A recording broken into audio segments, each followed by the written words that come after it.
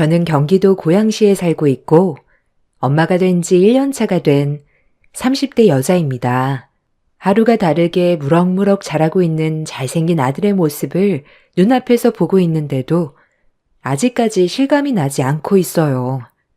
출산할 때의 고통은 벌써 잊어버린 지 오래고 제 뱃속에 있었던 아이가 맞는지 믿어지지가 않아 지금도 꿈을 꾸고 있는 것 같습니다.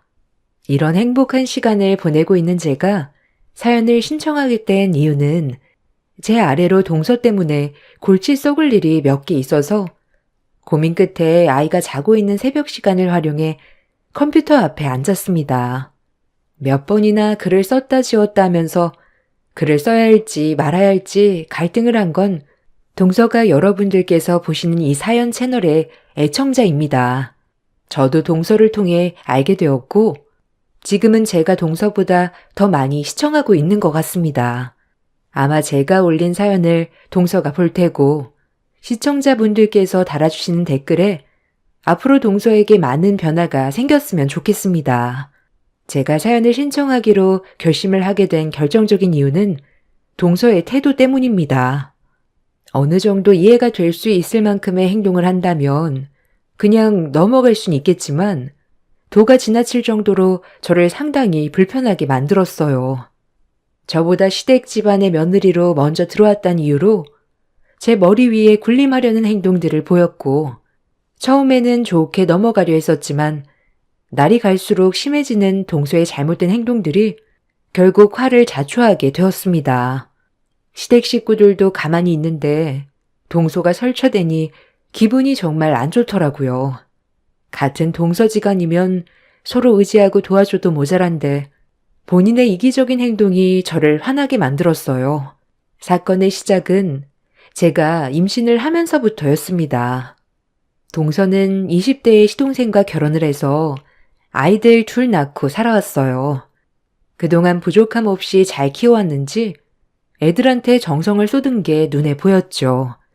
그런 모습을 보니 좋아 보이기는 했지만 동서가 하는 행동들을 조카들이 그대로 따라하길래 그건 좀 아닌 것 같아 몇 번 동서한테 주의를 준 적이 있었습니다.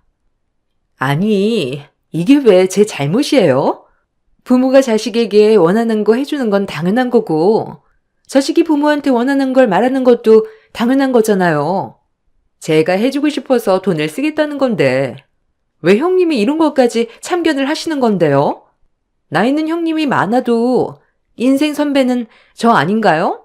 제가 애들을 10년 가까이 키웠는데 형님은 이제 막 임신 5주 차면서 저보고 애들 물질욕에 대해 뭐라고 하시는 건 상당히 기분이 나쁘네요. 형님이 식구로 들어오기 전엔 이런 걸로 지적한 사람 한 명도 없었어요. 동서가 나보다 애들을 낳고 먼저 키웠으니 그럼 더 잘 알 거 아니야. 이건 누가 봐도 동서의 행동이 잘못된 것 같은데? 동서의 행동 하나하나를 애들이 스펀지처럼 빨아들인다는 거 동서도 모르는 거 아니잖아. 나는 애들이 원하는 거 사주는 걸 뭐라고 하는 게 아니야. 방금 큰 조카가 가지고 싶은 장난감이 있는데 상품이 하나밖에 없었고 그 상품을 다른 사람이 먼저 사갔잖아. 그래서 매장 직원이 매진이라고 상황 설명을 했는데 방금 조카가 어떤 행동을 보였어? 10살밖에 안 된 머리에 피도 안 마른 애가 직원의 정강이를 발로 걷어차면서 안 되는 게 어디 있냐고 당장 자기 앞에 장난감 가져오라고 소리를 질렀잖아. 요즘 애들은 빨리 성숙해지고 두뇌 회전도 빠르기 때문에 동서가 어떤 식으로 행동하는지 전부 다 지켜보고 있다고. 저번에 가족들끼리 여행 갔을 때 마트에서 매진 상품이 동서 앞에서 딱 떨어졌을 때 어떻게 했어? 방금 조카가 한 것처럼 똑같이 행동했잖아. 그때 정강이를 걷어차인 매장 직원이 창고에 들어가서 다음날 팔아야 될 물건을 가지고 나와서 동서한테 주지 않았어? 그때 경찰에 소송을 건다면서 매장 사장님이 뛰쳐나와 한바탕 했었지? 그 모습을 애들이 뒤에서 모두 지켜봐왔던 거고 진열되어 있던 장난감이 매진이 되니까 동서가 마트에서 보였던 기억을 떠올리고 똑같이 행동을 저지른 거잖아. 나는 이 점에 대해 조카한테 잘못된 행동이라고 얘기한 건데 애들 엄마인 동서가 잘못을 인지하지 못하고 되레 애들한테 잘했다고 하는 게 옳은 행동이야? 육아 선배라고 해서 모든 걸 현명하게 잘 대처할 수 있는 것도 아니고 방금 애들이 보인 잘못된 행동은 누가 봐도 알 수 있는데 동서는 자기 자식이니까 편을 들어주고 두둔한 거잖아. 애들한테 옳고 그름을 일깨워주지 않는다면 그건 부모로서의 자격이 없는 거지. 나는 동서가 잘못된 점은 바로 잡아줬으면 좋겠어. 동서는 제 말에 어이가 없다는 듯 혀를 차며 노려보더니 애들을 데리고 장난감 매장을 급하게 빠져나갔어요. 저는 큰 조카에게 정강이를 걷어차인 매장 직원에게 대신 사과를 드렸고 매장 직원은 다행히 상황을 크게 악화시키지 않았습니다. 웃어 넘겨주셨지만 어느 누구라도 그 입장이었으면 기분이 상당히 안 좋았을 겁니다. 그때가 남편과 결혼한 지 2년차 되는 날이었는데 매번 동서의 개념 없는 행동을 지켜보고 있던 저는 기분이 별로 안 좋았어요. 시부모님한테는 찍소리도 못하면서 동서가 손님으로 대우받는 위치에 있을 때면 항상 심기가 불편할 정도로 일하는 직원들을 함부로 대했습니다. 이런 동서의 모습을 저만 문제 삼은 건 아니었어요. 가족들 모두 잘못된 행동에 대해 지적을 했었지만 동서의 성격이 쉽게 고쳐지는 건 아니었습니다. 그러다 보니 불안은 점점 커졌고 동서와도 거리를 두게 되더라고요. 동서랑 저희 집이 걸어서 5분 거리인데 처음에는 자주 만나 아침도 같이 먹고 카페에서 차도 마시면서 좋게 지내보려 했었지만 앞서 설명드렸던 동서의 행동이 점점 거리를 두게 만들었습니다. 본인도 제가 가까이 하지 않는다는 걸 느끼고 있었는지 먼저 연락은 하지 않았어요. 그렇게 시댁 모임이 있을 때 말고는 개인적으로 동서와의 만남은 더 이상 하지 않았습니다. 임신 중에 스트레스도 몸에 안 좋기 때문에 최대한 마음을 편하게 가지려 했었는데 어느 날 갑자기 동서가 아침 일찍 저희 집 초인종을 눌렀어요. 아침부터 동서의 얼굴을 별로 보고 싶지 않았었는데 쉬지 않고 초인종을 눌러대면서 집에 있는 거 다 안다며 현관문을 빨리 열어달라길래 어쩔 수 없이 문을 열어주었네요. 형님, 요즘 저한테 왜 그래요? 계속 피하고 있잖아요. 지난주에 아버님 댁에서 저한테 한마디도 안 했던 거 아세요? 그때 일 때문에 그런 거예요?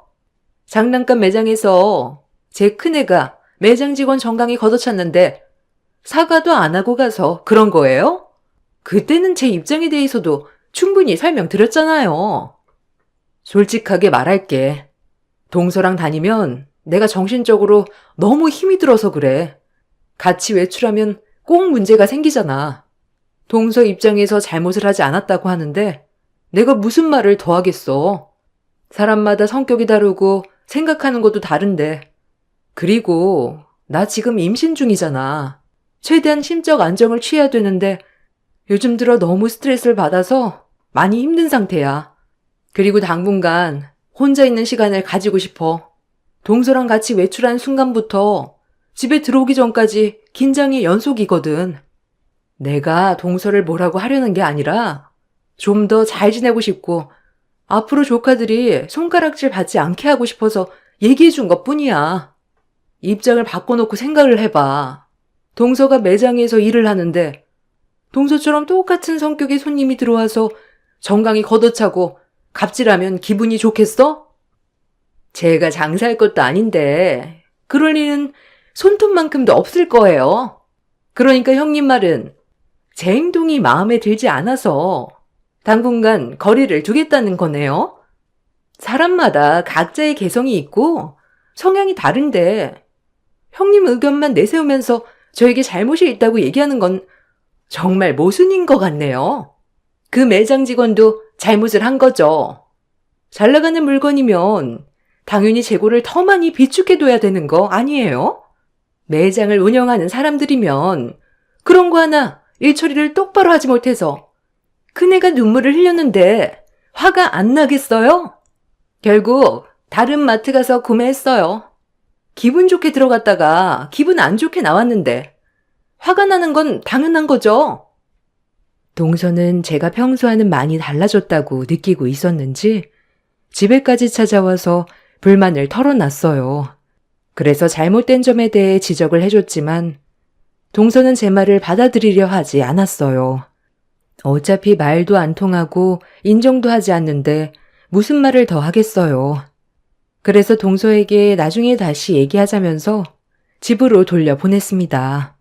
이해할 수 없고 어이가 없다는 표정으로 저를 노려보면서 아무 말도 하지 못한 동서는 기분이 상당히 안 좋았는지 현관문을 발로 세차게 한번 걷어찬 뒤 집으로 돌아갔습니다. 동서의 행동에 기분이 안 좋았지만 이를 키우고 싶지도 않았고 대화도 안 통하는 사람 붙잡고 말싸움하고 싶지도 않았어요. 그리고 그날 시모에게 전화를 걸어 출산하기 전까지는 시댁에서 모이는 걸 자제하는 게 좋을 것 같다며 제가 여러 가지로 많이 힘들다는 걸 시모에게 설명을 드렸습니다. 시모는 제 사정을 이해해 주셨고 그날 이후 시부모님이 개인적으로 저희 집에 오셔서 잠깐 얼굴만 뵙고 돌아가는 식으로 상황을 바꾸었습니다. 제가 동서 때문에 힘들어하는 걸 가족 모두가 알고 있었지만 상황이 바뀌지 않는 것도 알고 있었던 터라 동서 때문에 시부모님이 먼 길을 오게 되는 고생을 하셨네요. 재수 씨는 날이 가면 갈수록 사람이 점점 난폭해지는 것 같냐? 지금 집안 분위기를 좀 봐. 이게 맞는 거야? 부모님이 우리 집에 오는 게 맞는 거냐고. 재수 씨가 행실만 똑바로 했다면 이런 일은 일어나지 않았겠지. 너도 불편한 건 사실이잖아? 언제까지 이렇게 살아갈 건데? 네가 확실하게 얘기 좀 해봐. 아, 왜 나한테 그러는 건데? 나도 몇 번이나 얘기를 해봤지만 고쳐지지 않는 걸 어떻게 하라는 거야. 그리고 우리는 지금까지 결혼 생활 해오면서 이런 걸로 문제가 된다고 생각해 본 적 없었는데 형수님이 너무 예민하게 받아들이니까 문제가 커지는 거잖아. 형이 결혼하기 전에 이런 말 나온 적 있었어? 그동안 없었잖아. 왜 이제 와서 내 와이프 행동에 대해 지적을 하는 건데? 형수님이 한 식구로 들어오고 나서부터 뭐만 하면 트집을 잡고 있잖아. 큰며느리가 새 식구로 들어오기 전에도 내가 몇 번 얘기를 했었다. 그런데 알겠다고만 하지 달라지는 건 크게 없어서 계속 얘기해봤자 기분만 상할 것 같아. 엄마도 더 이상 말을 하지 않았을 뿐이란다. 이 문제는 우리가 백날 얘기해봤자 달라지는 거 없고 네가 편을 들어주는 게 아니라 잘못된 행동에 대해 바로 잡아줘야 되는 거다. 그래야 서로 얼굴을 붉히지 않고 좋은 관계를 계속 유지해 나갈 텐데 작은 애는 무슨 말을 해도 듣는 둥 마는 둥 방귀로 흘려버리니 우리도 계속 얘기하는 게 힘 빠지게 되는 거야. 모두가 아니라고 하는데 계속 편을 들어준다고 관계가 좋아지겠니? 너도 충분히 느끼고 있잖아. 처음엔 동서의 편을 들어주던 시동생이 모두가 동서의 행동에 대해서 지적을 하기 시작하자 더는 아무런 대답도 하지 못했어요. 시동생 본인도 동서의 행동에 대해 문제가 있다고 생각을 하고 있는 듯 보였습니다. 그렇게 한참 동안 대화를 주고받은 뒤 시동생은 가족들의 부탁으로 동서의 문제점에 대해 해결을 하기로 결정을 내리게 되었어요. 저희는 최대한 좋은 관계로 만들어가고 싶었을 뿐이지 동서를 싫어하는 건 아니었어요. 한 가족으로서 서로가 조심하고 잘 지내면 그것만큼 좋은 건 없잖아요. 그래서 시동생에게 저희 입장에 대해 다시 얘기했고 집으로 돌아간 시동생이 좋은 소식을 들려주길 바라면서 시부모님과 한참 동안 대화를 이어나가고 있었는데 먼저 집으로 돌아간 시동생이 1시간쯤 시간이 흘렀을 때 다시 저희 집으로 돌아왔어요. 그리고 그 뒤를 동서도 따라왔죠. 저한테 불만이 있으면 이 사람한테 시키지 말고 저한테 직접 얘기하면 되잖아요. 아니 왜 이 일을 통해서 제 기분을 안 좋게 만드세요? 하고 싶은 말 있으면 직접 하시라고요. 제가 도대체 뭘 얼마나 잘못을 했다고 다들 저를 싸잡아 죄인 취급을 하는 건데요? 직접적으로 피해를 준 것도 없잖아요. 네가 행실이 똑바로였으면 이렇게까지 했겠니? 그리고 네가 어른들이 하는 말에 귀를 기울였다면 돌려서 얘기하지도 않았을 거다. 무슨 말만 하면 기분 나빠하긴 하지. 좋게 받아들인 적이 있기나 하니? 여기까지 오는데 무슨 생각으로 왔는지 한번 드러나 보자. 싸우려고 온 건 아닐 거 아니야. 제가 여기까지 오는데 그럼 생각 없이 왔겠어요? 오늘 확실하게 얘기하는데요. 더 이상 저희 가정사에 참견하지 마세요. 어떻게 살던 잘만 살면 되잖아요? 남이 저희 가족을 어떻게 생각하던 그게 무슨 상관이에요? 저는 성격대로 행동할 거고 이런 제가 불편하시면 얼굴 안 보고 살면 그만이잖아요. 이 말 하려고 왔어요. 제 성격 절대 못 고치고 고칠 의지도 없어요. 그러니 이런 제가 싫다면 다들 저랑 연 끊고 살면 될 것 같네요. 다들 어떻게 하실래요? 있는 그대로의 모습을 받아들이고 사시던지 아니면 연 끊고 살던지 결정하세요. 남들이 어떻게 생각하던 그게 뭐가 중요해요. 저희 가족이 피해 안 보는 게 우선이라고요. 동서는 어머님이 무슨 뜻으로 말씀하시는지 전혀 이해를 못하고 있는 것 같은데 이 세상이 동서를 중심으로 돌아가는 것 같아? 동서가 뭘 잘못했는지 이해도 하지 않으려고 어른들의 말을 받아들이지 않으려 한다면 저는 가족이 아니라는 말밖엔 해줄 수가 없네.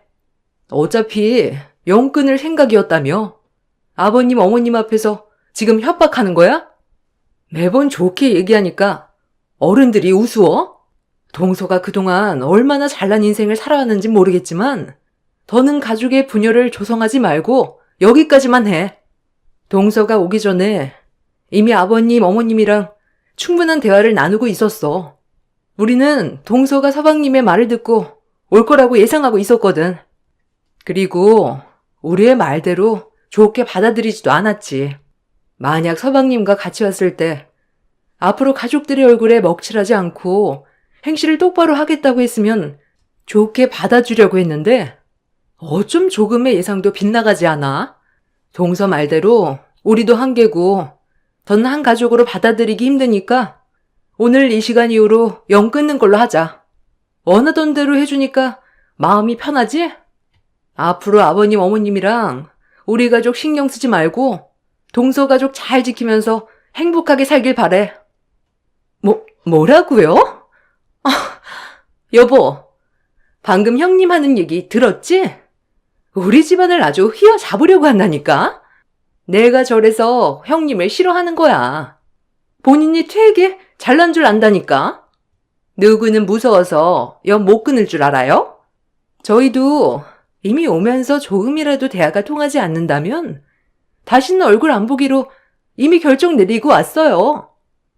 시동생은 동서에게 좋게 풀자고 대화를 하러 간 게 아니라 불만만 가득 쌓인 상태로 들어온 거였어요.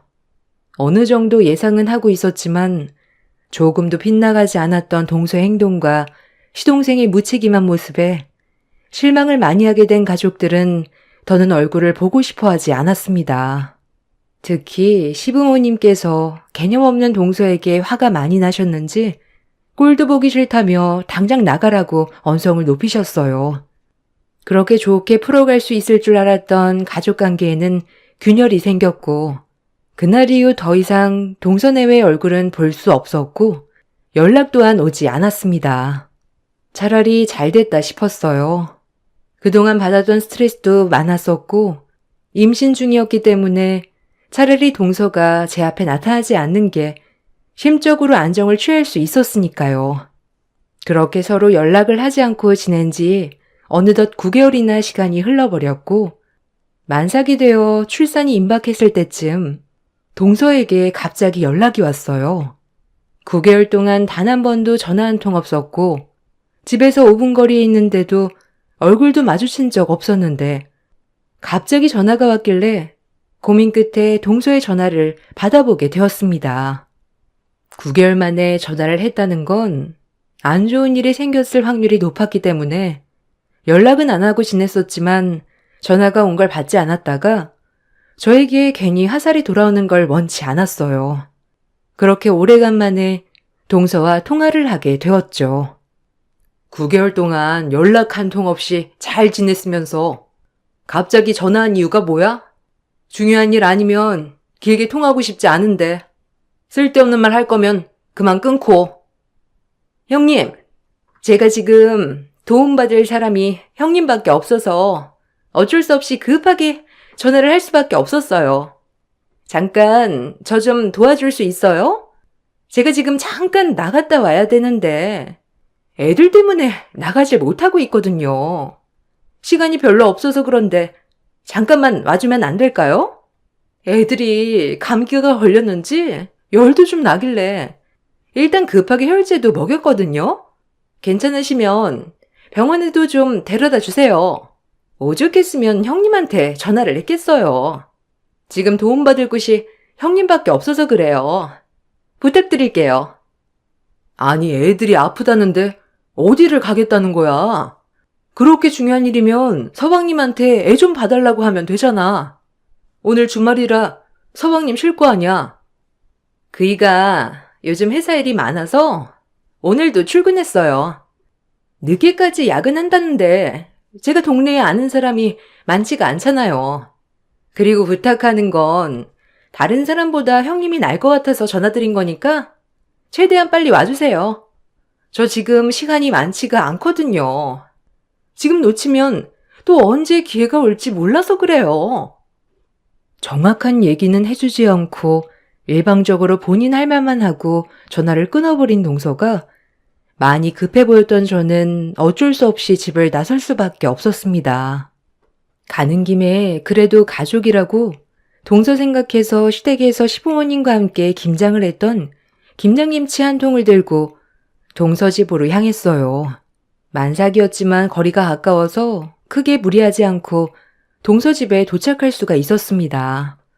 초인종을 누르니 동서가 저를 많이 기다렸는지 급하게 문을 열어주더라고요. 그래서 집 안으로 들어갔는데 조카들이 기침을 하면서 힘들어하길래 서둘러 병원 갈 준비부터 했어요.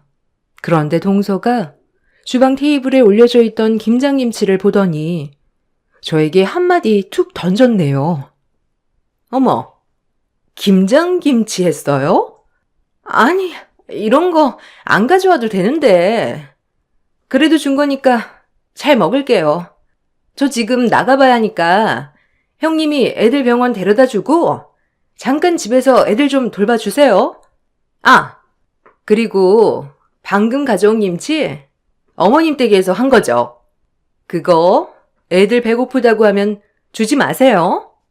매년마다 느끼는 거지만 그 김치 진짜 별로예요. 제 입맛에 너무 안 맞고 영양가도 별로 없어 보여서 집에 가지고 들어오면 바로 음식물 쓰레기통으로 직행이거든요.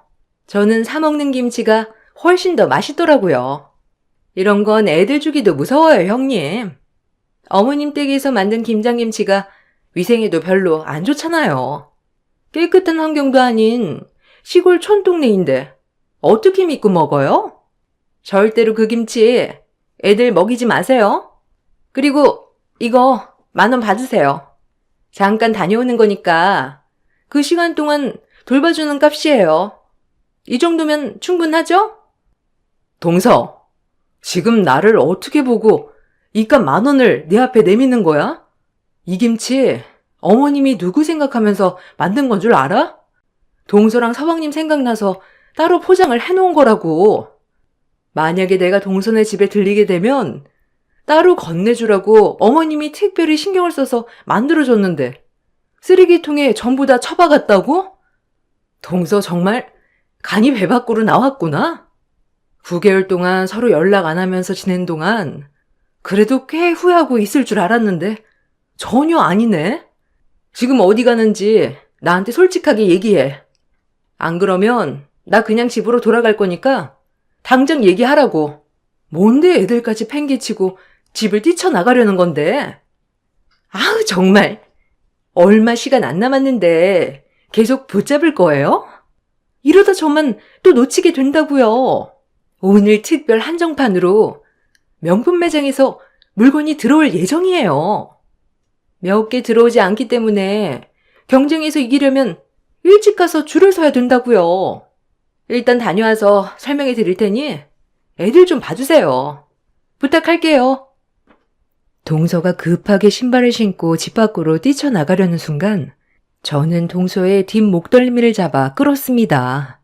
배 아파 낳은 자식들보다 명품 가방이 우선이라고 생각하는 동서의 행동에 저는 화가 치밀었고 나가지 못하게 붙잡았어요. 제가 동서 집에 있을 이유가 완전히 사라져버린 상태였습니다. 동서는 한 번이면 된다고 잠깐 시간을 빌려달라고 했지만 저는 끝까지 동서를 보내주지 않았습니다. 동서는 저에게 벗어나려고 몸을 밀쳤지만 강하게 밀지는 않았어요. 제가 만삭에 곧 출산 예정이라 동서도 조심하는 데 보였는데 시계를 슬쩍 보는 순간 조금의 망설임도 없이 저를 강하게 밀쳐버렸고 그대로 주저앉아 버렸습니다. 동서는 한정판으로 나온 명품 가방을 못 사면 전부 제 탓이라고 화를 낸 뒤 곧장 밖으로 나갔어요. 그런데 짧은 비명소리와 함께 동서가 그대로 뒤로 넘어져 버렸습니다. 남편이 문 앞에 서 있었고 동서가 급히 나가려다가 저희 남편과 부딪히게 된 거였죠.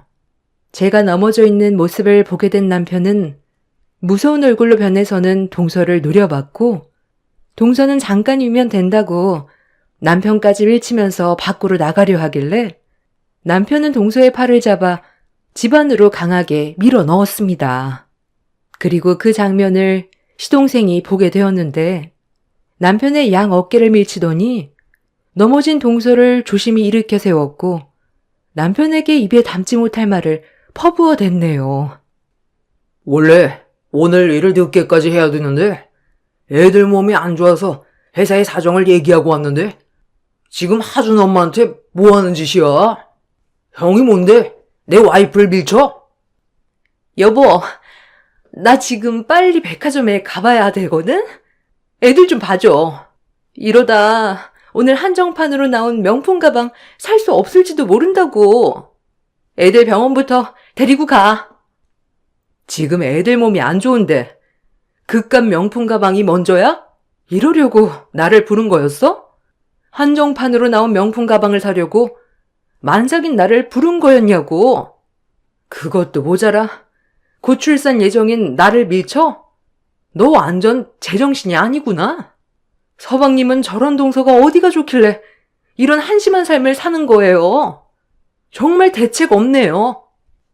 여태까지 잘 살아왔거든요. 형수님이 상관할 바는 아닌 것 같은데요. 저번에도 이 문제에 대해 말하지 않았나요? 그만 나가주시죠. 너 지금 너희 형수한테 그게 무슨 말버릇이야? 재수씨, 다시 한번 말하는데 방금 한 행동에 대해 똑바로 처신하지 않고 간다면 좋게 넘어가지 않을 겁니다. 아휴, 그러시던지요. 저는 지금 명품 가방이 더 급하거든요. 여보, 아주버님이 비켜주지 않는데 어떻게 좀 해봐. 나 정말 급하다니까? 아, 빨리 좀 비켜요, 정말. 너희들이 뭐가 무서운지 전혀 모르는구나. 내가 그동안 정말 참고 또 참았는데 도저히 안 되겠네. 다른 건 다 참아왔는데 임신한 내 와이프 넘어뜨리고 개념 없이 행동한 너희들 절대로 용서할 수 없을 것 같다. 여보세요? 네, 아버지 저예요. 지금 동생 집에 왔는데요.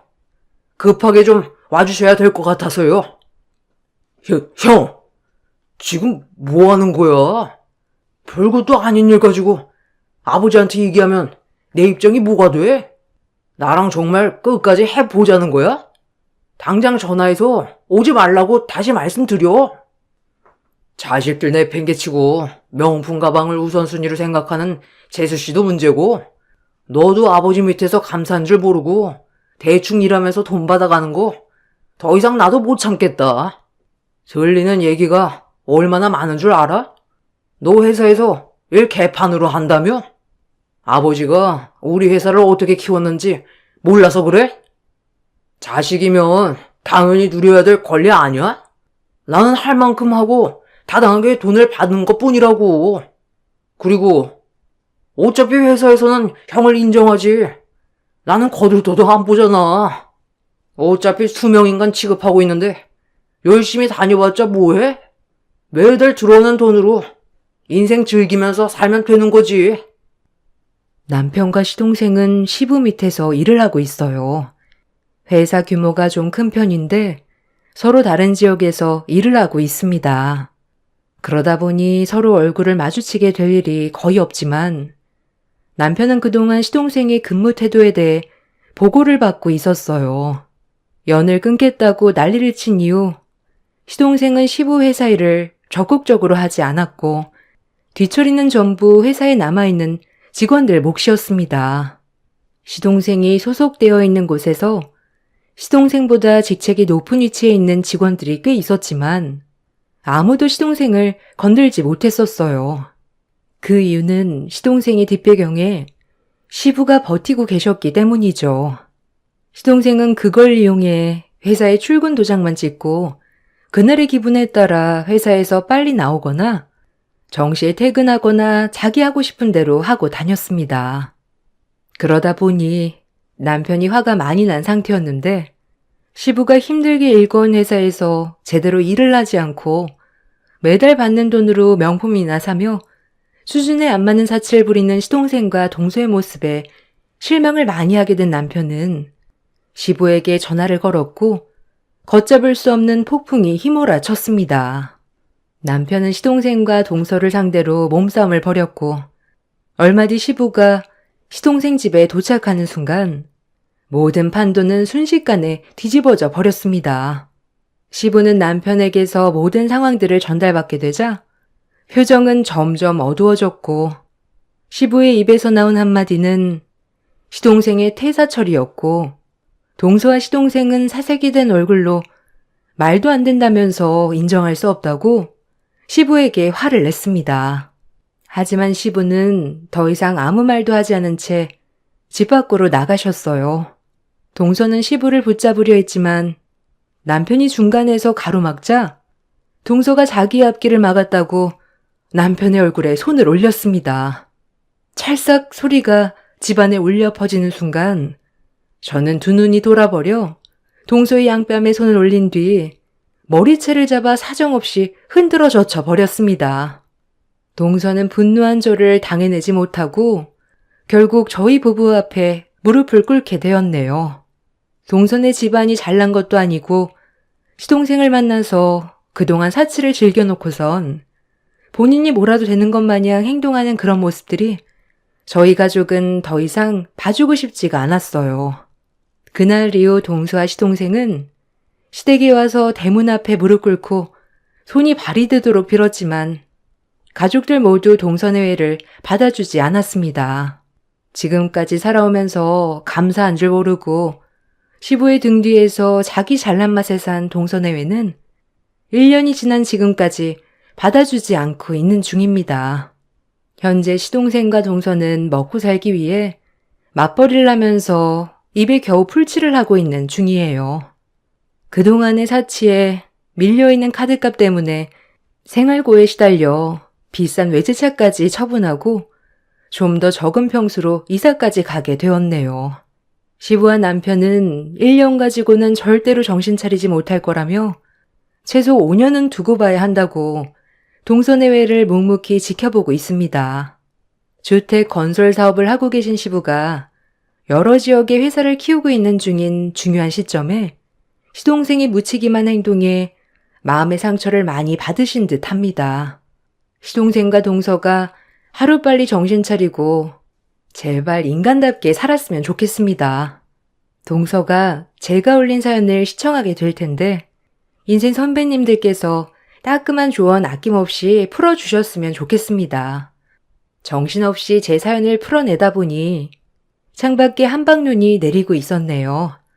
출퇴근길 안전 운전하시고 올해 마지막 달인 12월 잘 마무리하시길 바라겠습니다. 감사합니다.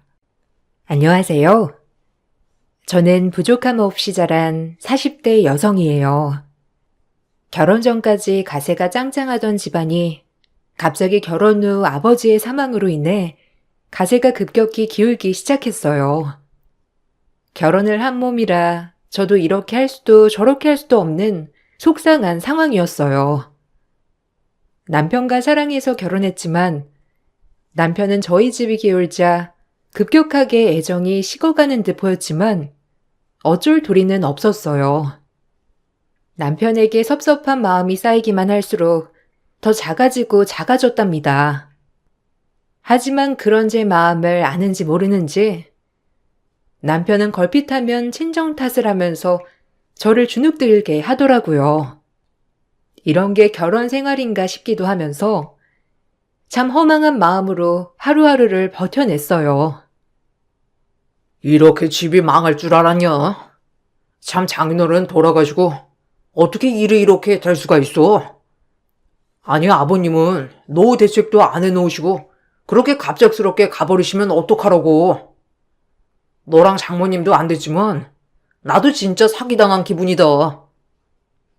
뭐? 사기? 아빠가 뇌출혈로 돌아가실 줄 누가 알았다고. 그리고 꼭 그렇게 얘기를 해야 돼? 얼마나 마음이 아픈데. 나랑 엄마는 아직 상처가 아물지 않았다고. 그러니까 말 함부로 하지 마, 정말. 자긴 우리 집 돈 보고 결혼했어? 아니잖아. 결혼도 끼리끼리라고.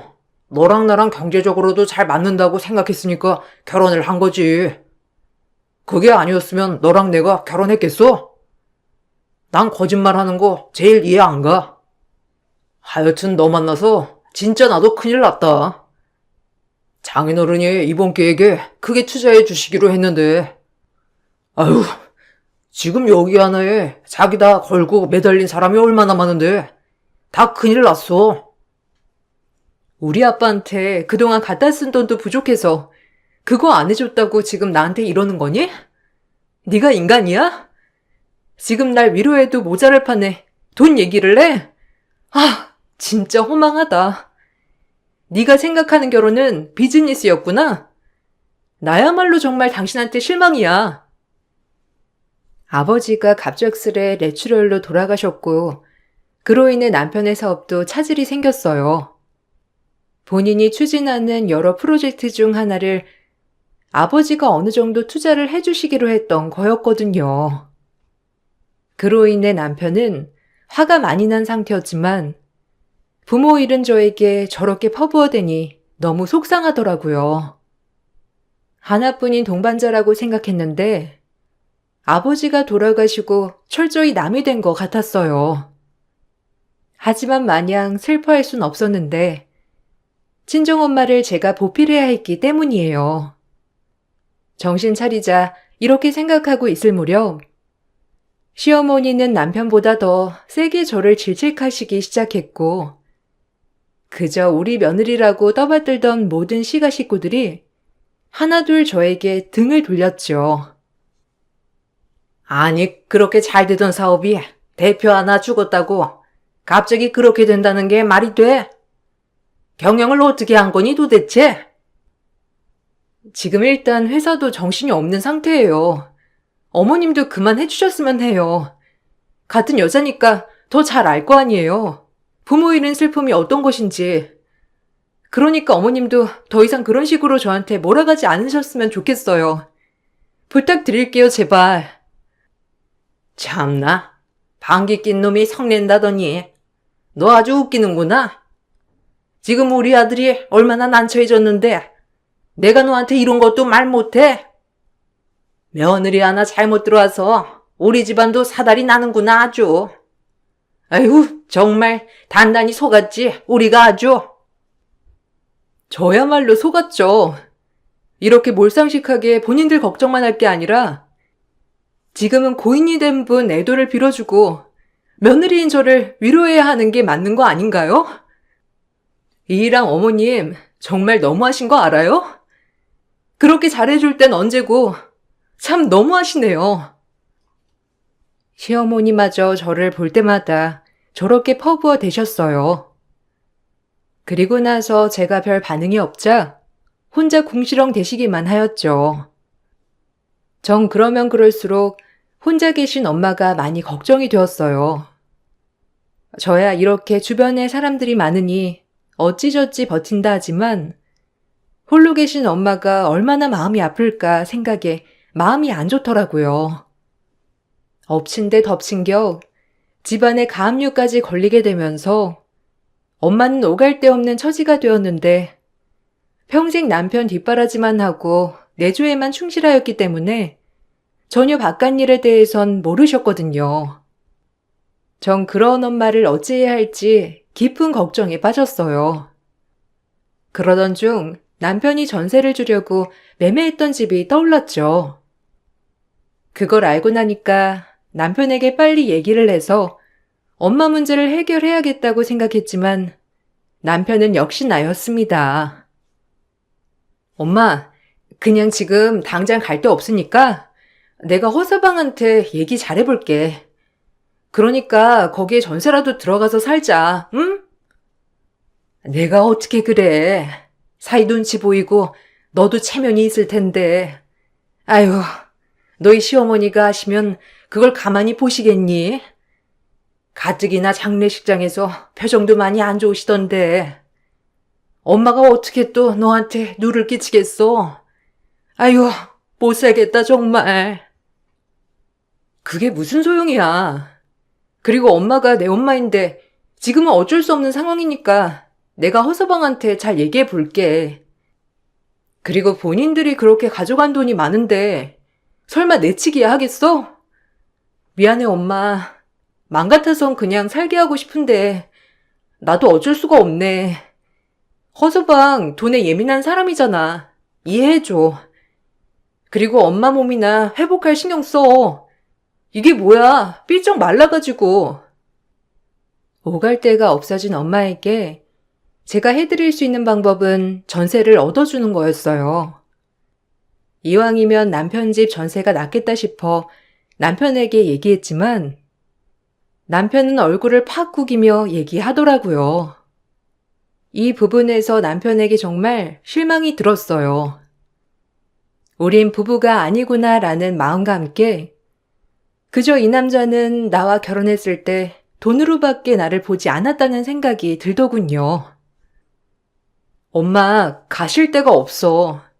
가압류도 들어오고 지금 집 내놓고 내가 있는 돈이랑 해서 당신 집 전세 가격 정도 될 것 같은데 혹시 거기 비어있으니까 엄마가 거기 들어가서 살아도 될까? 전세금은 줄 거야, 내가. 그러니까 어떻게 안 될까? 아, 장모님이 사신다고? 아니, 어차피 세입자는 구해야 하긴 하는데 불편하잖아. 그리고 그렇게 갈 데가 없으셔? 눈 좀 낮춰서 그냥 빌라 같은데 알아보시라고 해. 원룸이나. 꼭 아파트 사시려고 하시는 거야? 참나. 정신 못 차리셨네. 이 와중에 우리 아파트 전세 가격이 얼만 줄 알고 여기서 사시겠대. 배짱 좋으시네, 아직. 그 부자일 때 습성을 못 버리신 거 아니야? 뭐라고? 정신? 지금 자기 말 엄청 막 하는 거 아니야? 어떻게 말을 그런 식으로 해? 아빠 살아 계셨을 때랑 지금이랑 너무 다른 거 알아? 참 내가 진짜 자기랑 결혼한 게 맞는가 싶다. 어떻게 이렇게 급격하게 변할 수가 있어? 진짜 속상하다. 이게 현실이야. 제발 현실 파악 좀 해. 언제까지 네가 공주인 줄 알아? 이제 넌 끈 떨어진 연이라고, 알겠냐? 제가 아무리 이렇게 얘기해도 남편은 귀담아 듣지 않았죠. 그나마 다행인 건 남편이 엄마에게 집에 세를 주었어요. 이 부분에 있어서 고마웠지만 사실 그렇게 내켜하지 않는 거였기 때문에 마음은 좀 안 좋았죠. 그렇게 친정엄마가 남편의 집으로 전세를 들어오면서부터 오히려 부딪히는 일이 많아졌어요. 사상권건 엄마에게 간섭하는 남편 때문에 좀 피곤하고 힘들더라고요. 자기 엄마면 저럴 수 있나 싶은 마음도 들고 진짜 섭섭한 마음이 요동을 쳤지만 꾸역꾸역 참아냈습니다. 지금은 우리가 어쩔 수 없는 상황이니 어떻게든 이 고비만 넘기자는 마음이 강했거든요. 정말 속상하고 슬펐어요. 아이고, 허서방, 고마워. 아무리 값은 치른 거라지만 내가 들어와 산다는 게 자네 마음이 불편할 텐데 그래도 이렇게 신경 써줘서 너무 고맙네.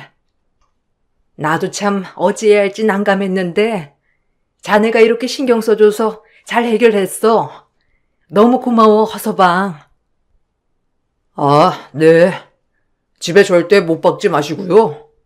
벽지나 이런 거에 고춧가루 튀게 하지 마세요. 아무리 장모님이라고 이런 거 하나하나 저 스트레스 받고 싶지 않거든요. 그리고 집에서 고기 같은 거 절대 구워 드시지 마시고요. 벽지에 냄새 뱄니다. 아셨죠? 자기 무슨 말을 그렇게 해? 아니 그럼 잠만 자고 TV만 보라는 거야? 사람이 음식 먹다 보면 이것저것 먹을 수 있는 거지. 아이고 얘야. 그래 그럴게. 허수방이 말해준 거 잊지 않고 지킬 테니까 걱정 말겠나. 그래도 집주인 말을 들어야지. 뭐 어머님이 잘 알아서 해주실 거라 생각해요. 그리고 바닥에 흠집 안 나게 해주시고요. 이건 뭐 잘 아시죠? 그래, 내가 주의할게. 이렇게 집까지 내줬는데 내가 그 정도는 다 알아서 맞춰줘야지. 정말 큰 생각했어. 고마워. 무슨 우리가 돈 내고 사는 건데 너무 그렇게 말하지 마, 엄마. 당신도 그만해. 계약서에 명시한 걸로 됐지. 꼭 이래야 돼? 남편은 엄마한테 이것저것 요구했어요. 사실 이게 집주인 말을 들어야 한다는 걸 알았어도 꽤 섭섭하더라고요. 남편의 사업이 사실 저희 친정아빠가 살아 계실 때부터 많이 도와주었던 거라 그때는 그렇게 굽신거리더니 이제 와선 본인이 잘난 양 저렇게 군다는 게 너무 화가 났거든요. 그래도 전 아무 말도 할 수 없었고 사이의 집에 엄마가 새 들어 산다고 하자 어머님은 혀를 차시며 노여워하셨어요. 저희 엄마가 혹시라도 공돈으로 아들에게 신세 지고 있을까봐 그것부터 걱정하시더라고요. 너희 엄마 우리 아들 집에 공짜로 얹혀 사는 거 아니냐? 너희 집 쫄딱 망했다며? 이젠 네 아들 등골 빼먹을 수작이냐? 뭐녀가 쌍으로? 아니 친정아빠 그렇게 된 건 안타깝다만 그렇다고 이렇게 쳐들어오는 건 아니지. 내가 원 속상해서 에휴. 어머님, 그 일 사업 누구 덕에 시작한 건가요? 애초에 빌빌거리고 다닐 때 저희 아빠가 도와주신 자금으로 시작해서 여기까지 온 거 아니에요? 그런데 어떻게 지금 저희 형편 좀 어려워졌다고 그렇게 매몰차게 얘기할 수 있으세요? 참 어이없네요.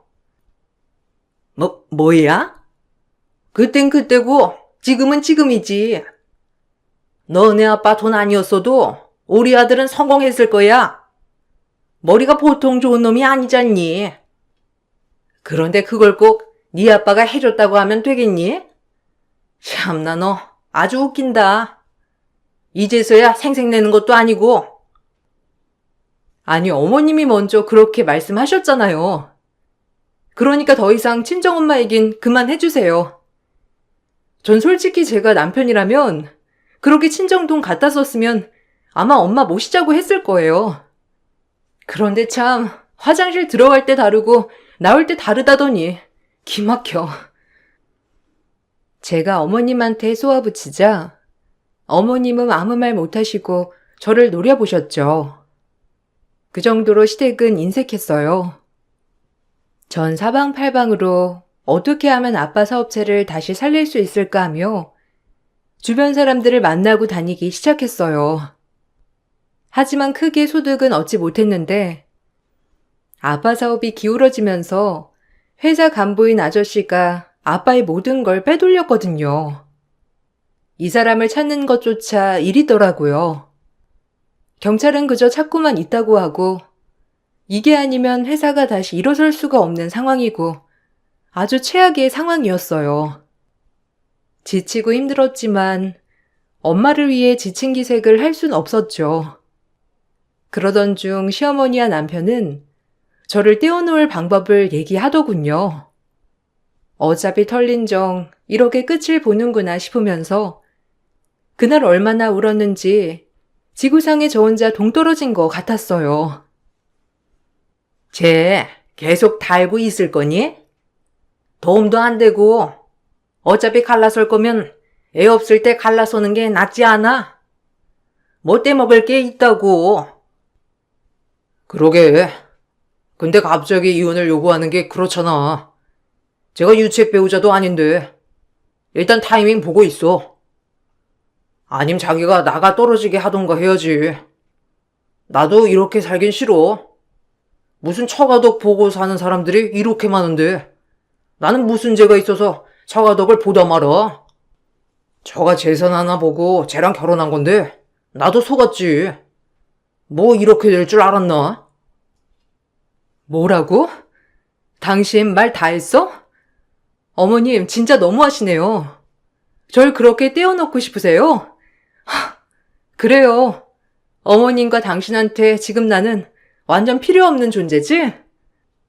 그렇다고 해도 어떻게 말을 그렇게 할 수가 있어? 진짜 너무하다. 당신들이 그동안 우리 집에서 가져다 쓴 돈을 생각해봐. 그런데도 그런 말이 나와? 진짜 남보다도 못하다 정말. 내가 지금 이렇게 살고 있는 게 맞나 싶어. 그래, 당신 본심 원래도 알았지만 오늘에서야 제대로 알았네. 알게 해줘서 고마워.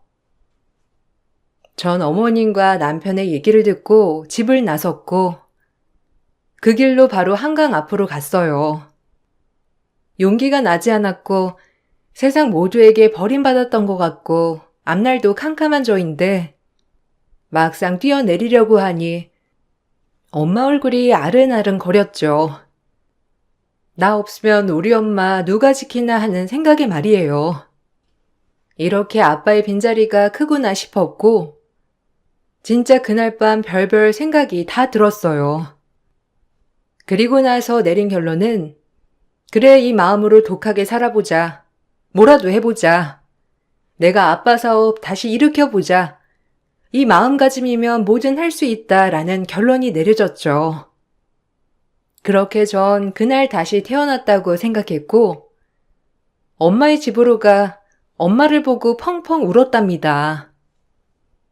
이거사, 울었어? 왜 그래? 무슨 일 있는 거야? 아빠 때문에 그러니? 아유, 살 사람은 살아야지.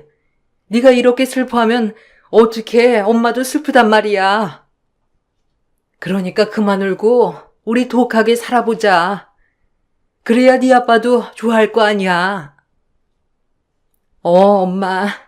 나 진짜 독하게 살아볼 거야. 내가 아빠 사업체 일으킬 거야. 그러니까 엄마가 나만 믿고 따라와줘.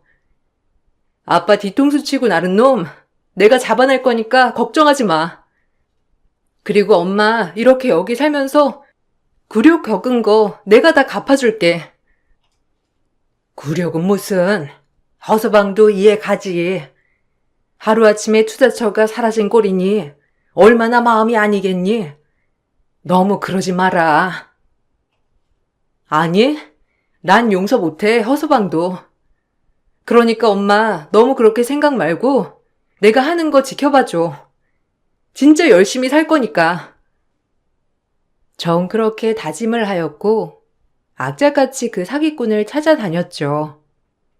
당장이라도 남편과 이혼하고 싶었지만 지금은 회사 회복이 우선이라는 마음을 가지고 진정시켰어요.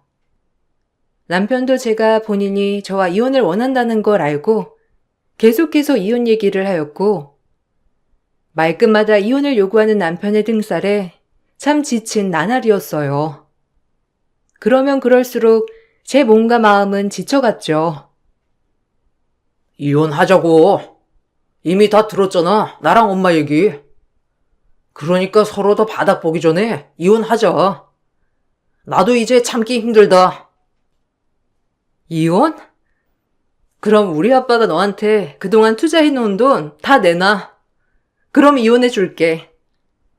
달면 삼키고 쓰면 뱉는다는 심보가 뭔 심보야? 아, 뭐? 돈을 달라고? 기가 막혀. 그럼 그렇지. 이대로 물러날 수 없다 이거야? 그리고 내가 미쳤냐? 돈을 너한테 주게?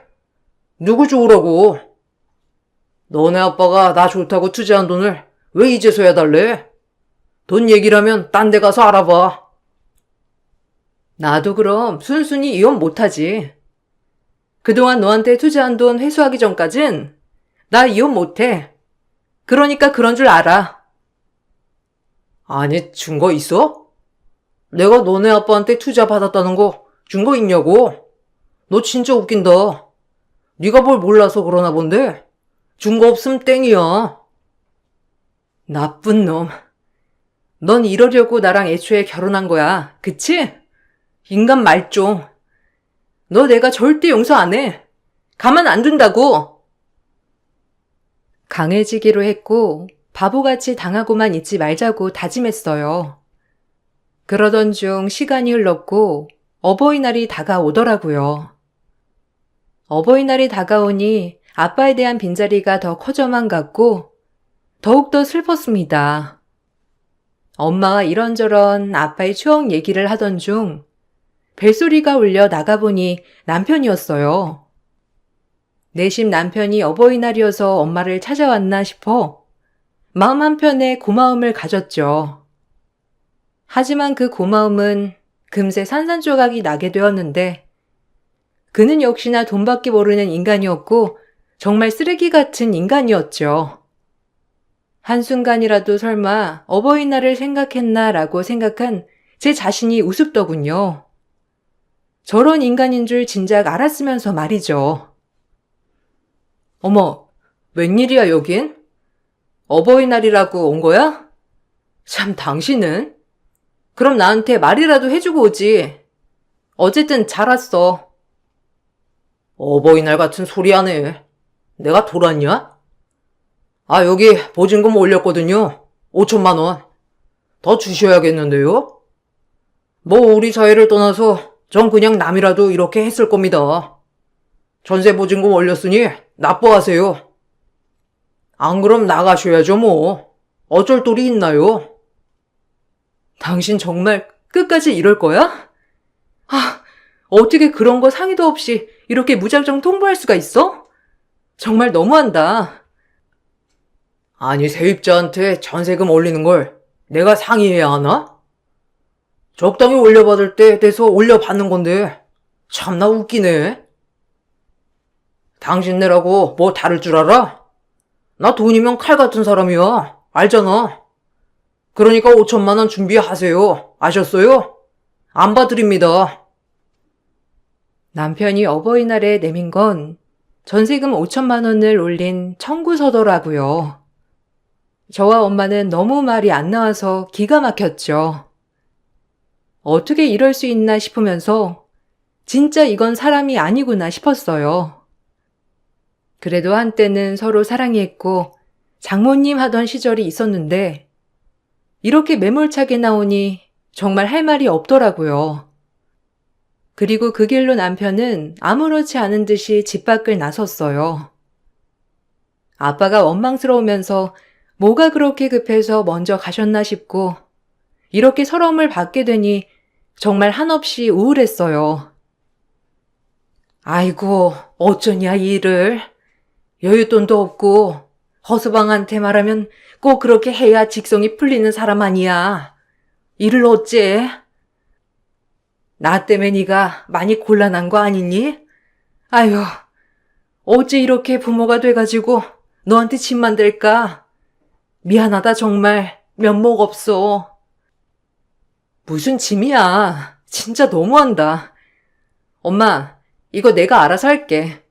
그러니까 너무 신경 쓰지 마셔요. 아니다. 내가 알아서 할게. 그러니까 넌 너무 신경 쓰지 마. 얼굴도 어찌 이리 안 좋아졌어. 이제 엄마가 알아서 할게. 엄마 건강 악화될까봐 그러지. 내가 미쳤지. 저런 인간이랑 결혼하는 게 아니었는데. 정말 미안해 엄마. 내가 참 못 볼 걸 많이 보인다. 이러면 안 되는데 너무 미안해. 일단 엄마는 신경 쓰지 마. 내가 알아서 해볼게. 가뜩이나 몸도 안 좋은데. 엄마에게 신경 쓰지 말라곤 했지만 마음이 많이 쓰였고 당장에 5천만 원이 어디 있으며 좀 속상했거든요. 뻔히 사정을 잘 알 텐데 저렇게까지 하는 이유가 그냥 저와 단순히 빨리 이혼하고 싶어서 저러는 것 같았어요. 철저히 우린 부부가 아니었다는 생각과 동시에 정신을 차리자라고 독하게 마음을 먹었고 남편이 전세금을 올려달라고 한 날짜가 되었죠. 같은 집에 살아도 남편과 남남이 된 지 오래기 때문에 친정집에서 우편물이 왔다고 하는 소식을 듣고 거실로 나갔어요. 아이고, 뭐 거창하게 이렇게 우편을 보냈어. 그냥 너한테 가지고 가라면 되지. 너네 엄마도 참 아주 유난을 떨어댄다. 그러게. 그냥 계좌이체나 하면 될 걸 가지고 무슨 복잡하게. 하여튼 2번, 3번 고생하는 스타일이라니까. 머리가 나쁘면 원래 이렇게 고생하는 거란다. 평생 집에서 내조만 했던 사람이 뭘 알겠니? 그러니까 답답하게 이러는 거지. 두 모자는 저렇게 대화하며 친정이 보낸 전세 관련 봉투를 연 순간 시댁 식구 전원이 심정지가 왔어요. 아니 심정지가 온 것처럼 아무 말도 못하고 그 봉투를 읽고 가만히 서 있기만 하더라고요. 정말 온몸에 마비가 온 것처럼 아무것도 못하길래 제가 그 봉투를 뺏어서 열어보았죠. 저 역시 놀랐는데 친정엄마가 보내신 건 다름 아닌 회사 회계 장부였고 그동안 남편 사업에 들어간 돈이 적힌 장부와 차용증 그리고 철주하신 아빠가 받아둔 변호사 공증 문서까지 있었어요. 그리고 그날 아빠가 뇌출혈로 돌아가시게 된 이유까지 있더라고요. 작은 USB도 함께 보내셨거든요. 전 서둘러 그 USB를 태블릿 PC에 꼽아 보았고 아빠를 뒤통수 치고 도망간 사람과 남편이 한 얘기들이 있었어요. 둘이 작당을 하고 아빠 회사를 꿀꺽하려고 했던 거죠. 그걸 우연히 아빠는 듣게 되었던 거고요. 다행히 항상 아빠 방에 CCTV가 설치되어 있었기 때문에 이 카메라를 볼 수 있었어요. 아빠를 뒤통수 치고 도망간 사람은 나중에 제 남편이 어떻게 나올지 몰라 모든 장부와 이 CCTV를 가지고 도망을 간 거였고 그렇게 몇 달 넘게 도피 생활을 하다가 결국 수사망이 좁혀오자 저희 엄마에게 이실 짓고 이 모든 것을 오픈했다고 했어요. 그리고 그 사람이 자수를 하면서 이 모든 것을 알게 된 남편과 시어머니는 너무 놀라 심정지가 올 듯하게 멈춰 있던 거였고요. 아, 이거였어? 그래놓고 나보고 이혼? 그리고 뻔뻔하게 우리 엄마를 하대? 네가 인간이니? 이제 투자금도 모자라서 우리 아빠 회사까지 탐내려고 했던 거야? 아빤 충격으로 뇌출혈이 생긴 거고 내 말이 틀려? 너 가만 안 둬. 아니 이건 모함이다. 아직 정확히 수사도 되지 않았잖아. 어디서 우리 아들을 범죄자 취급이야? 네가 뭔데? 모함? 당신도 똑같아. 그래, 어디 한번 싸워보자고, 이 파렴치한 인간들아.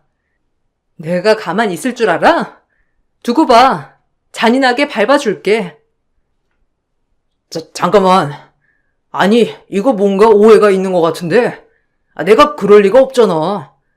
내 프로젝트에 투자권이 달려있는 건데, 모함이라고? 프로젝트 망해도 회사 하나 꿀꺽하는 게 너한텐 더 나았겠지. 그러면서 네가 감히 악마의 탈을 쓰고 나를 농락해? 양심에 찔리지도 않았니? 나 너 절대 용서 안 해. 우리 아빠도 네가 죽인 거야. 당신들 이제 벼랑 끝을 내몰려봐 어디. 그리고 경찰 수사가 시작됐고 너무나도 명백한 정황 증거가 있었기 때문에 남편은 구속을 피할 수가 없었어요. 또한 변호사 공증까지 받아넣은 문서로 인해 남편은 저희 집에 막대하게 투자금을 갚아야 했죠. 이걸 우리가 절대 모를 줄 알고 그렇게 당당했던 거고요. 전 곧바로 이혼 소송과 함께 위자료 소송을 이어갔어요. 장부상 명백히 남편의 모든 것들이 폭로되어 있었기 때문에 그렇게 어렵지 않은 소송이었어요. 남편은 이제서야 저와 합의를 하려고 노력하더군요. 그렇게 저를 깔보고 무시할 땐 언제고 말이에요. 참 간사하다는 생각이 많이 들었고 더더욱 용서가 되지 않았어요. 남편의 행실과 그간 나한테 했던 행동들이 겹치면서 오히려 더 벼랑 끝으로 몰고 싶어졌어요. 어디까지 가나 보자 이런 마음으로 말이에요. 우리에게 유리했지만 그래도 법정 싸움은 힘들었습니다. 계속해서 아빠의 모습이 나오는 CCTV를 볼 수밖에 없어서 마음이 많이 아파졌거든요. 엄마는 그걸 보는 와중에 2번 정도 쓰러지시기도 했는데 그만큼 치열한 법정 공방이었지만 잘 싸워 나가기 시작했어요. 일단 내가 미안하다. 그러니까 이거 내가 천천히 돌려줄 테니까 탄원서 하나만 써줘. 어차피 너네 아빠 돌아가셨잖아. 그리고 CCTV는 오해라니까. 그 사람 혼자 회사 먹고 싶어 한 거야. 진짜야. 내가 설마 그렇게까지 했겠냐? 장인어른 회사인데. 넌 그러고도 남아. 내가 미쳤니? 탄원서를 써줘? 어디 그전처럼 해봐. 너 나 못 쫓아내서 안달이었잖아. 이제 와서 나한테 그러면 해결될 것 같니? 평생 감옥에서 썩으면서 반성해. 아, 너란 인간 갱생은 안 되겠다. 네가 우리 아빠 돌아가시게 한 거야. 너 아니었음 충격받지도 않으셨을 테고 뇌출혈도 오지 않으셨겠지. 널 얼마나 믿으셨는데 그 사람이 영영 안 붙잡힐 줄 알았니? 세상은 좁단다, 이 어리석은 인간아. 그리고 모든 인간이 너같이 그렇게 허황되게 생각하지 않아. 어디 잘 살아봐. 제발, 우리 좋았잖아. 내가 장모님 집 그냥 넘겨줄게. 아니 내가 그때 진짜 나도 좀 정신이 없어서 그랬던 거야. 웃기지 마. 이미 네가 우리한테 갚을 돈이면 집은 사고도 남아. 어디서 헌신 베푸는 척이야? 뻔뻔하게. 네가 그동안 우리 모녀한테 한 짓을 생각해봐. 인간 같지도 않은 놈. 이래서 없이 사는 것들이랑은 상종을 하지 말았어야 했는데 내가 내 발등을 찍었지. 구질구질 해가지고. 너한테 어울리는 곳은 딱 이 교도소야. 전 그렇게 마지막으로 역겨운 얼굴을 대하고 법정을 나섰어요. 그렇게 남편은 미필적 고의에 의한 살인죄와 함께 아버지 회사돈 횡령, 그리고 저희에게 갚아야 할 투자금까지 명명백백 밝혀져 징역 11년행을 받았어요. 하지만 뻔뻔한 남편은 이거에 굴복하지 못하겠다며 항소를 하였고 2심에서 13년형을 받았답니다. 욕심이 화를 불렀던 거죠. 남편의 구속이 확정되자 시어머니는 저를 찾아와 무릎을 꿇고 빌더라고요. 얼마나 기가 차던지 그렇게 뻔뻔한 모습들을 제 눈으로 담을 수 있어서 참 속이 뻥 뚫리는 것 같았어요. 저희 엄마도 울분이 가시지 않았는지 시어머니에게 퍼붓더라고요. 남한테 함부로 말씀하시지 못하는 엄마였지만 이번만큼은 아주 퍼부으셨는데 아무래도 이번 일로 엄마도 상처를 많이 받으셨거든요. 저 역시 그런 엄마의 모습을 보고 만감이 교차하기도 하였고 속이 시원하기도 했어요.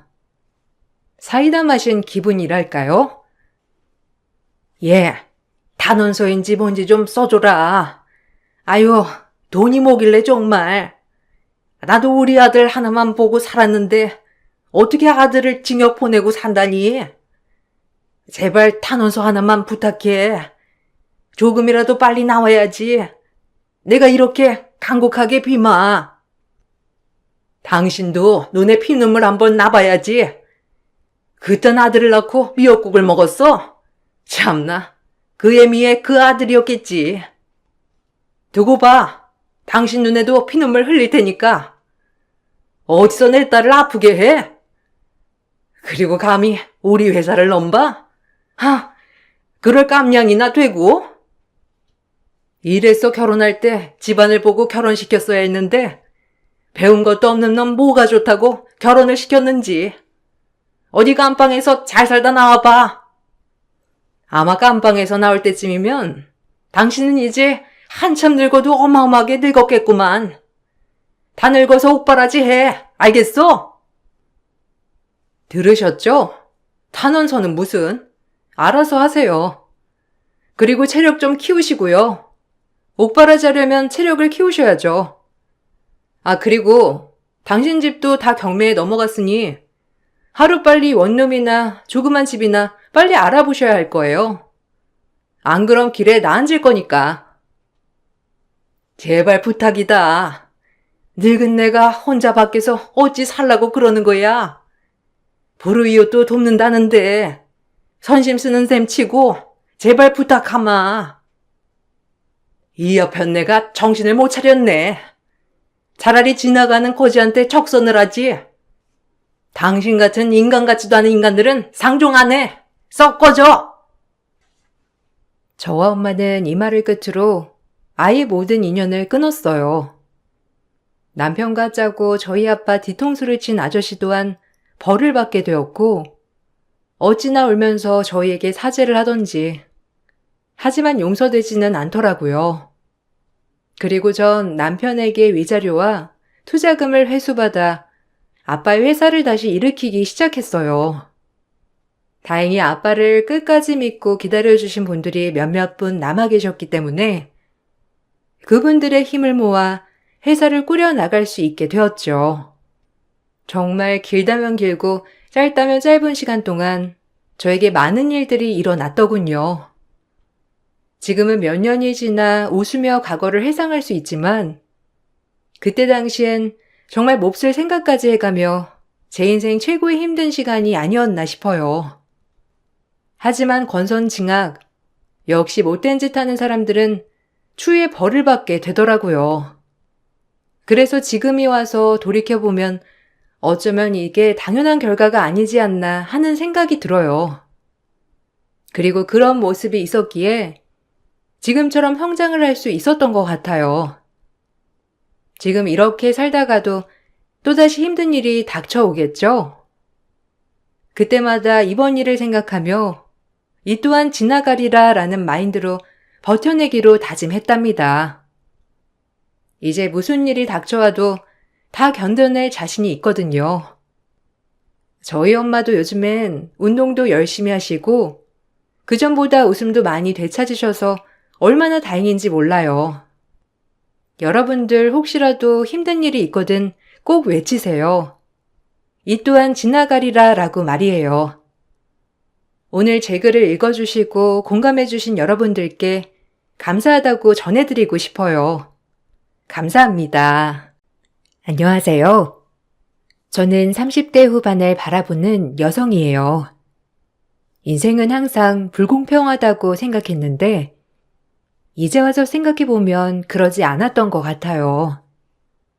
저는 어려서 부모님이 성격 차이로 이혼을 하게 되었고 전 엄마랑 같이 살게 되었어요. 엄마는 저에게 아빠에 대한 부재를 느끼지 않게 해주려고 했지만 아무리 잘해주셔도 저에겐 아빠에 대한 부재가 있었죠. 항상 보고 싶은 마음이 있었지만 혹시라도 엄마가 그걸 알면 슬퍼할까봐 아빠에게는 일절하지 않기도 했었던 나날이었어요. 최대한 엄마에게 짐이 되지 않으려고 일찍 철이 들어야 했고 전 대학교 다닐 때부터 안 해본 아르바이트가 없었어요. 엄마에게 자세히 아빠에 대해 묻진 않았지만 굳이 엄마가 해주지 않는 이야기라 저도 꺼내지 않았어요. 그렇게 대학교 때 학비랑 용돈을 위해서 아르바이트를 하던 중 제 인생 최대 진상을 만나고야 말았죠.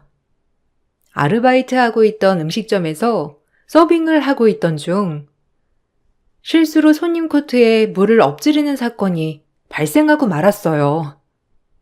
전 어찌할 바를 모르고 있었고 죄송하다고 했죠. 어머, 죄송합니다. 제가 세탁해 드릴게요. 혹시 괜찮으세요?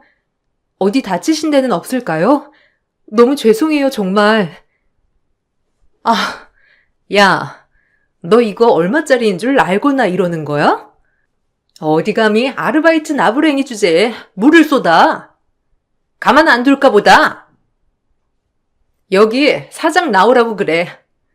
너 같은 나부랭이랑 할 말 아예 없으니까 여기 아르바이트 직원 교육을 어떻게 하길래 이래? 아, 죄송합니다. 제가 배상해 드릴게요. 노여움 푸시고 진정하세요. 제가 얼른 이 쏟은 거는 다시 가져다 드릴게요. 죄송해요. 식당에서 만난 손님은 본인 코트에 물을 엎질렀다며 그 자리에서 저의 뺨을 때렸고 당장 사장 나오라며 화를 내더라고요. 세상 태어나 처음 맞는 뺨이기도 했고 TV에서만 보던 손님 갑질을 당한 것만 같아 너무 어리둥절하고 무섭기도 했어요. 이런 일이 처음이기도 하고 어쨌든 제 잘못이 맞기에 그 자리에 사죄를 했어요. 제가 뺨을 맞고 손님이 노발대발하자 그제야 매니저님이 나오셨고 매니저님이 재차 사과를 하니 저에게 무릎을 꿇으라며 대놓고 말하더라고요. 너무 어이가 없었죠. TV에서만 보던 갑질을 제가 당할 줄은 정말 몰랐어요. 그리고 이런 사람이 있다는 것도 저에겐 너무 충격적이더라고요. 어머, 죄송합니다, 손님. 저희 직원이 실수를 저지르고 말았네요. 세탁비는 저희 측에서 부담할 테니 그만 노여워하시고 화 풀어주세요. 오늘 부주의했던 직원은 제가 따끔히 교육하겠습니다. 아, 정말 죄송해요. 풀리진 않겠지만 서비스 팍팍 드릴게요. 이게 얼마짜리 옷인데 세탁비로 퉁치자는 거야? 나 이대로 못 있어. 야, 너 나한테 무릎 안 꿇어? 지금 네가 뭔 잘못을 한지 모르는 거야? 내가 여기 얼마나 자주 오는 VIP 손님인데 네가 감히 나한테 실수를 해? 나 이대로 가만 못 있어. 아우, 야, 그만해. 옷에 물 좀 쏟은 거 가지고 딱 봐도 학생 같은데 너도 너무한 거 아니니? 그만 좀 해라. 사람이 실수할 수도 있지. 아, 괜찮아요. 이 친구가 지금 기분이 너무 안 좋아서 그런 것 같으니까 신경 쓰지 말고 할 일 하세요. 제가 죄송하네요. 그러니 더 가르쳐 줘야지. 우리 둘의 계급 차이가 어떤지도 지금부터 느껴야 하고 이런 애들은 이렇게 알려줘야 다신 실수를 안 하지. 어디 감히 물을 쏟아? 너 물이라서 다행이지? 이거 다른 음료였으면 진짜 가만 안 있었어. 알겠어? 오늘은 내가 참는다. 진상의 지인이 겨우겨우 말려서 다행히 무릎까진 꿇진 않았지만 전 그날 눈물 콧물 쏙 빼게 울고 말았어요. 나이 차이도 그렇게 많이 나는 것 같지 않은데 참 서럽더군요. 애써 매니저님과 직원들은 저를 달래주었지만 저는 많은 생각이 들었어요. 그렇게 그날은 저에게도 정말 뇌리에 박힌 사건이었어요. 그날 일 때문에 일을 그만둔 건 아니었지만 졸업을 하고 본격적으로 취업 전선에 뛰어들면서 아르바이트를 그만두게 되었어요. 저에게 많은 걸 가르쳐준 아르바이트를 말이에요. 그곳에서 사회생활도 많이 배웠고 많은 경험을 쌓았다고 생각을 했어요. 그리고 저는 전공을 살려 인테리어 디자이너가 되었죠. 인테리어 디자이너로 처음 발을 내딛는 순간 기분이 묘하더라고요. 어렸을 때부터 꿈인 인테리어 디자이너라는 걸 이뤄서 말이에요. 아유, 기쁘다. 우리 딸이 그래도 이렇게 좋은 회사에 취직도 하고 꿈도 이루고 엄마가 해준 것도 없는데 너무 잘 자란 것 같아. 아니야. 엄마 혼자 몸으로 나 키우는 게 얼마나 힘들었겠어.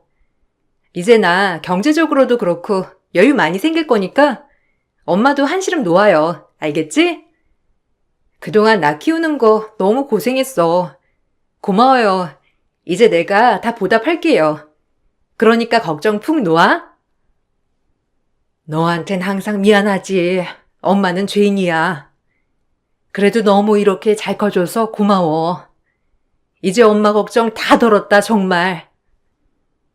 기뻐하는 엄마를 보니 기분이 너무 좋았고, 그렇게 전 사회 일꾼으로 자리를 잡아갈 무렵, 평생을 함께하고자 하는 반려자를 만났죠. 같은 회사 팀장님이자 회사의 막내 아들이었어요.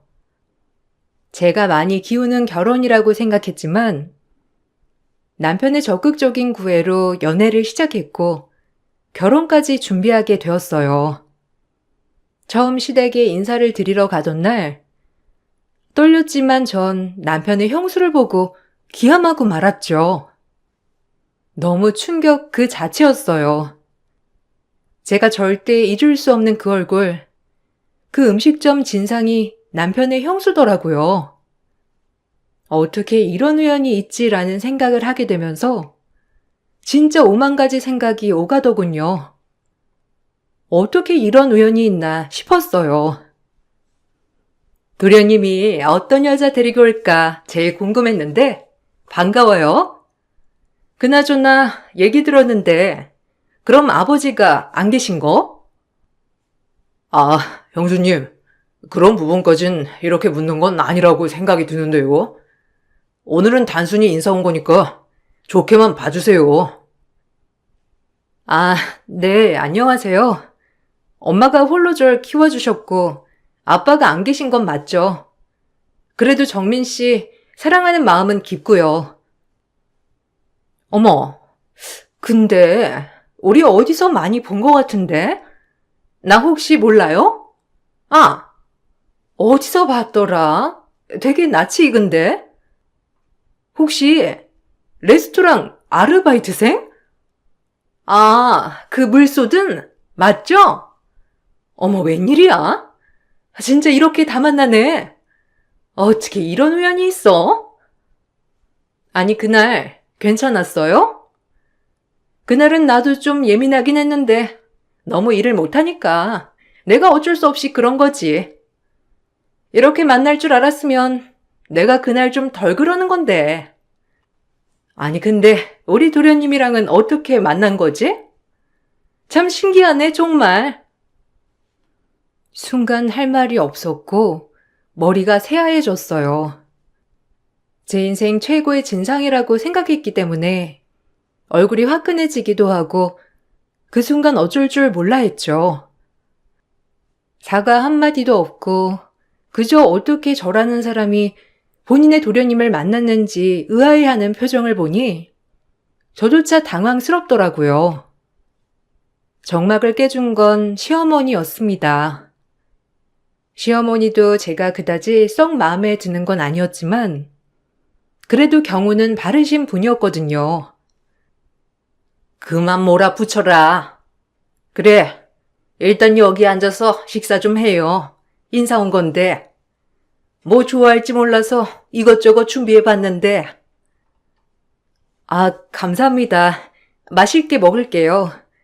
너무 먹을 게 많아서 뭐부터 먹어야 할지 모르겠어요. 너무 감사합니다. 이렇게 차려주셔서. 뭐 딱 봐도 알겠지만 우리 집은 이렇게 살아요. 그리고 여유도 있고요. 우리 아들 좋은 대학 나오고 솔직히 말해서 눈에 차지 않는 며느리는 맞지만 그래도 아들 눈에 눈물 빼고 싶지 않고 이왕 좋은 게 좋은 거니 허락하는 거예요. 알겠죠? 에이, 엄마도. 엄마 그런 거 따지는 사람 아니잖아. 미니야, 이런 말 너무 귀담아 듣지 마. 우리 엄마가 괜히 그런다니까. 어머님이 진짜 많이 양보하신 거야. 그러니까 동서는 땡 잡은 거라고 할 수 있지. 어디 이런 집에 시집을 오겠어? 시어머니는 저에게 대놓고 남편과 많이 차이가 나는 결혼이라고 얘기를 하시며 그럼에도 불구하고 허락을 할 거라고 말씀을 하셨어요. 면전에 대고 당황했지만 솔직히 그렇게 기분 나쁘진 않았어요. 오직 제 머릿속엔 저 진상이랑 가족이 된다고? 라는 마음이 자리 잡고 있었기 때문에 솔직히 귀에 잘 들어오지 않았거든요. 그렇게 밥이 입으로 넘어가는지 코로 넘어가는지 모르겠더군요. 식사를 마치고 과일을 먹는데도 형님들 사람은 그날 있었던 일을 얘기하며 저를 난감하게 했어요. 본인이 했던 행동들은 절대 잘못이 아니라고 생각하는 것 같았고 그 정도로 상식이 좀 특이한 사람 같았습니다. 그런 행동들이 정당하다고 생각하는 사람 같았거든요. 그 모습을 보니 어이도 없고 제정신은 아니구나 싶은 생각이 들었죠. 아니, 우리 진짜 인연 같지 않아? 뭐 나이도 나보다 어리니까 말 편하게 할게. 아니, 나 진짜 그렇게 일 못하는 아르바이트생은 처음 봤거든. 근데 그 아르바이트생이 우리 도련님의 짝꿍이었다니. 나 진짜 너무 신기해서 그래. 그날 혼나진 않았고? 아, 네, 뭐 딱히요. 레스토랑에서도 오히려 저를 많이 위로해 주던데요. 실수는 누구나 할 수 있는 거니까요. 안 그런가요? 실수? 아, 뭐 두 분이 안면이 먼저 있었나 봐요. 신기하다. 이것도 인연이라고. 그 전에 그렇게 안면이 있었다는 게 진짜 신기해요. 안면이 아니고 내가 레스토랑에서 한참 서빙할 때 형님 옷에 물을 좀 흘렸거든. 그날 그렇게 부딪히게 된 거야. 그 옷이 좀 비싼 옷이었는 줄 알아? 아마 동서는 죽었다 깨나도 그 옷은 절대 못 입을걸? 그래도 이렇게 될 줄 알았다면 내가 그날 좀 덜 그래한 건데 어쨌든 참 신기하다 정말. 그리고 도련님이 데리고 올 사람이 서민일 줄이야. 우리 도련님 소탈한 건 알아줘야 한다니까. 뭐 자기는 진짜 땡 잡았다. 자기가 이런 집에 시집 오는 게 엄청 큰일 아닌가? 형수님, 말 조심 좀 해주세요.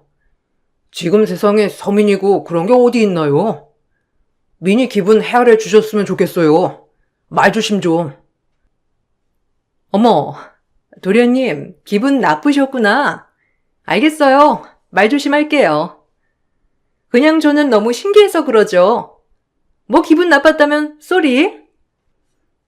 형님의 무례한 언행이 지속되었어요. 남편도 난감해했고 저조차도 불쾌했죠. 그렇게 저녁 만남은 끝이 났고 시어머니 될 분보다 손이 동서 자리 때문에 결혼을 망설이게 되더라고요. 그래도 각종 행사마다 부딪힐 텐데 앞으로 저 모습을 보면 얼마나 속이 뒤집어질까라는 마음이 들었어요. 그리고 제 인생에서 가장 큰 상처를 줬던 사람에게 제대로 된 사과도 받지 못했기 때문에 더욱더 찝찝했죠. 제가 이러지도 저러지도 못하고 있을 때 남편은 계속해서 저에게 결혼을 어필하였어요. 그래도 난 너랑 결혼하고 싶어. 뭐 얘기 들어보니 형수님이랑 그렇게 유쾌한 첫 만남은 아니었던 것 같은데. 그래도 너랑 나랑 같이 살 거고 우리 엄마도 차가운데 그래도 모진 분은 아니셔. 내가 장모님한테도 정말 잘할게. 결혼하자. 솔직히 걱정돼. 내가 기우는 결혼은 맞잖아. 혼수도 그렇고 그냥 이것저것 생각이 많아서 그래. 걱정되는 건 사실이야. 그런 거 걱정 마. 평생 네 편이 되어줄게. 정말이야.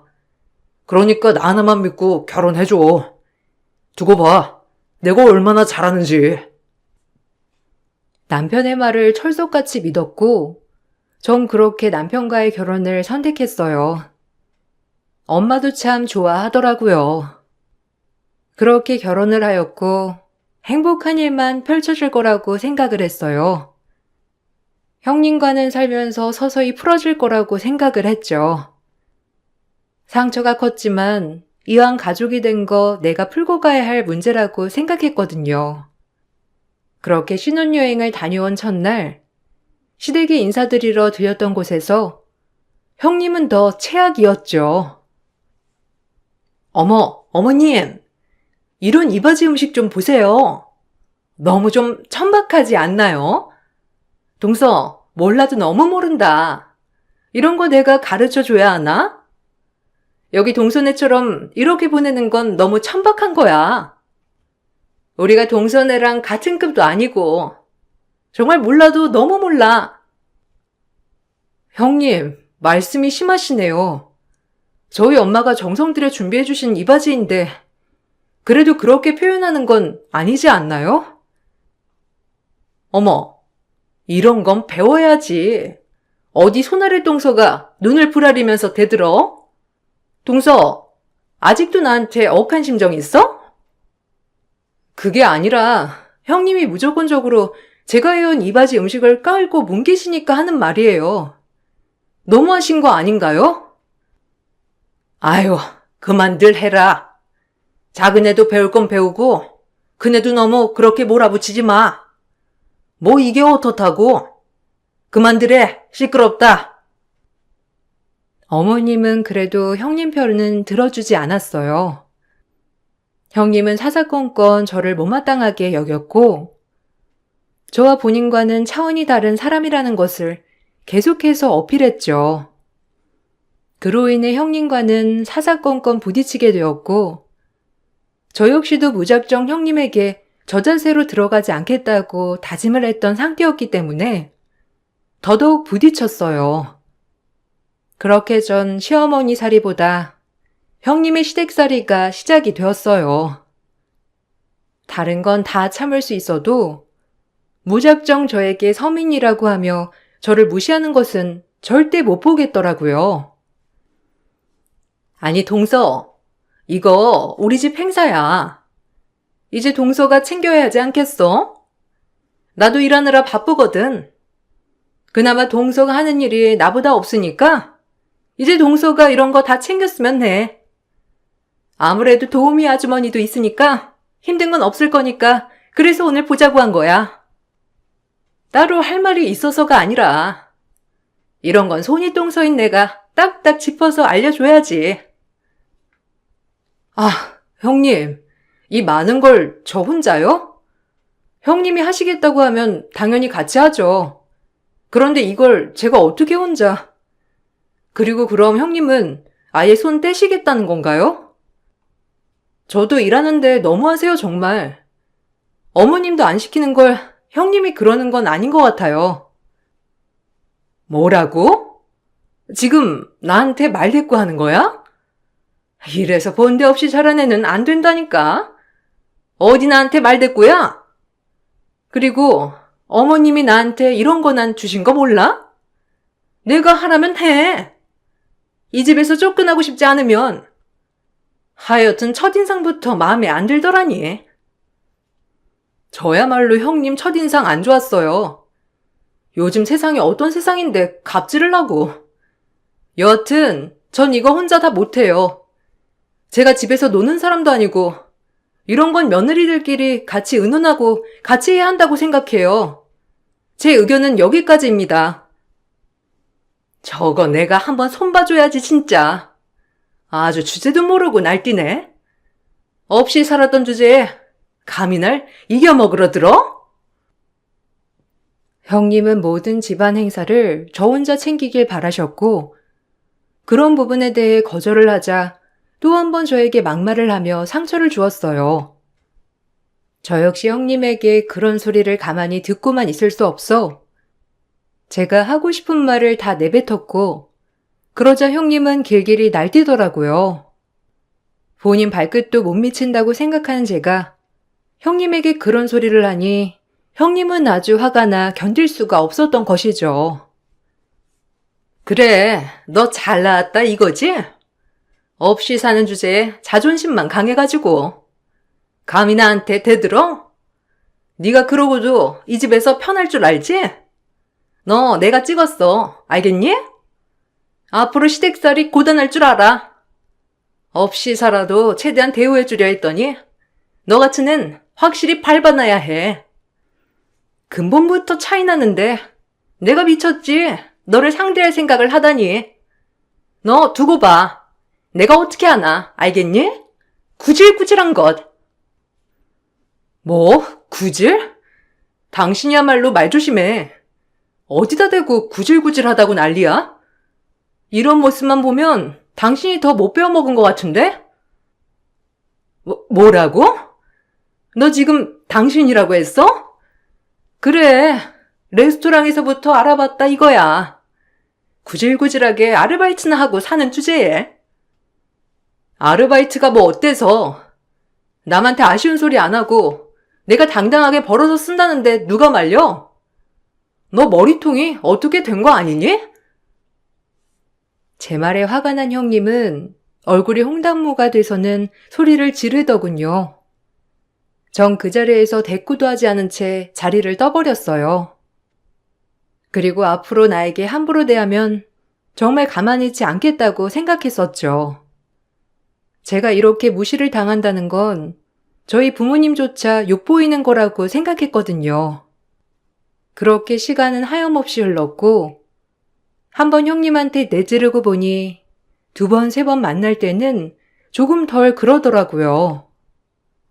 아무래도 시댁 모두 있는 자리이기도 하고 본인도 더 이상 저를 갈굴 게 없어서 그런지 말이에요. 그래, 얼마나 좋으니?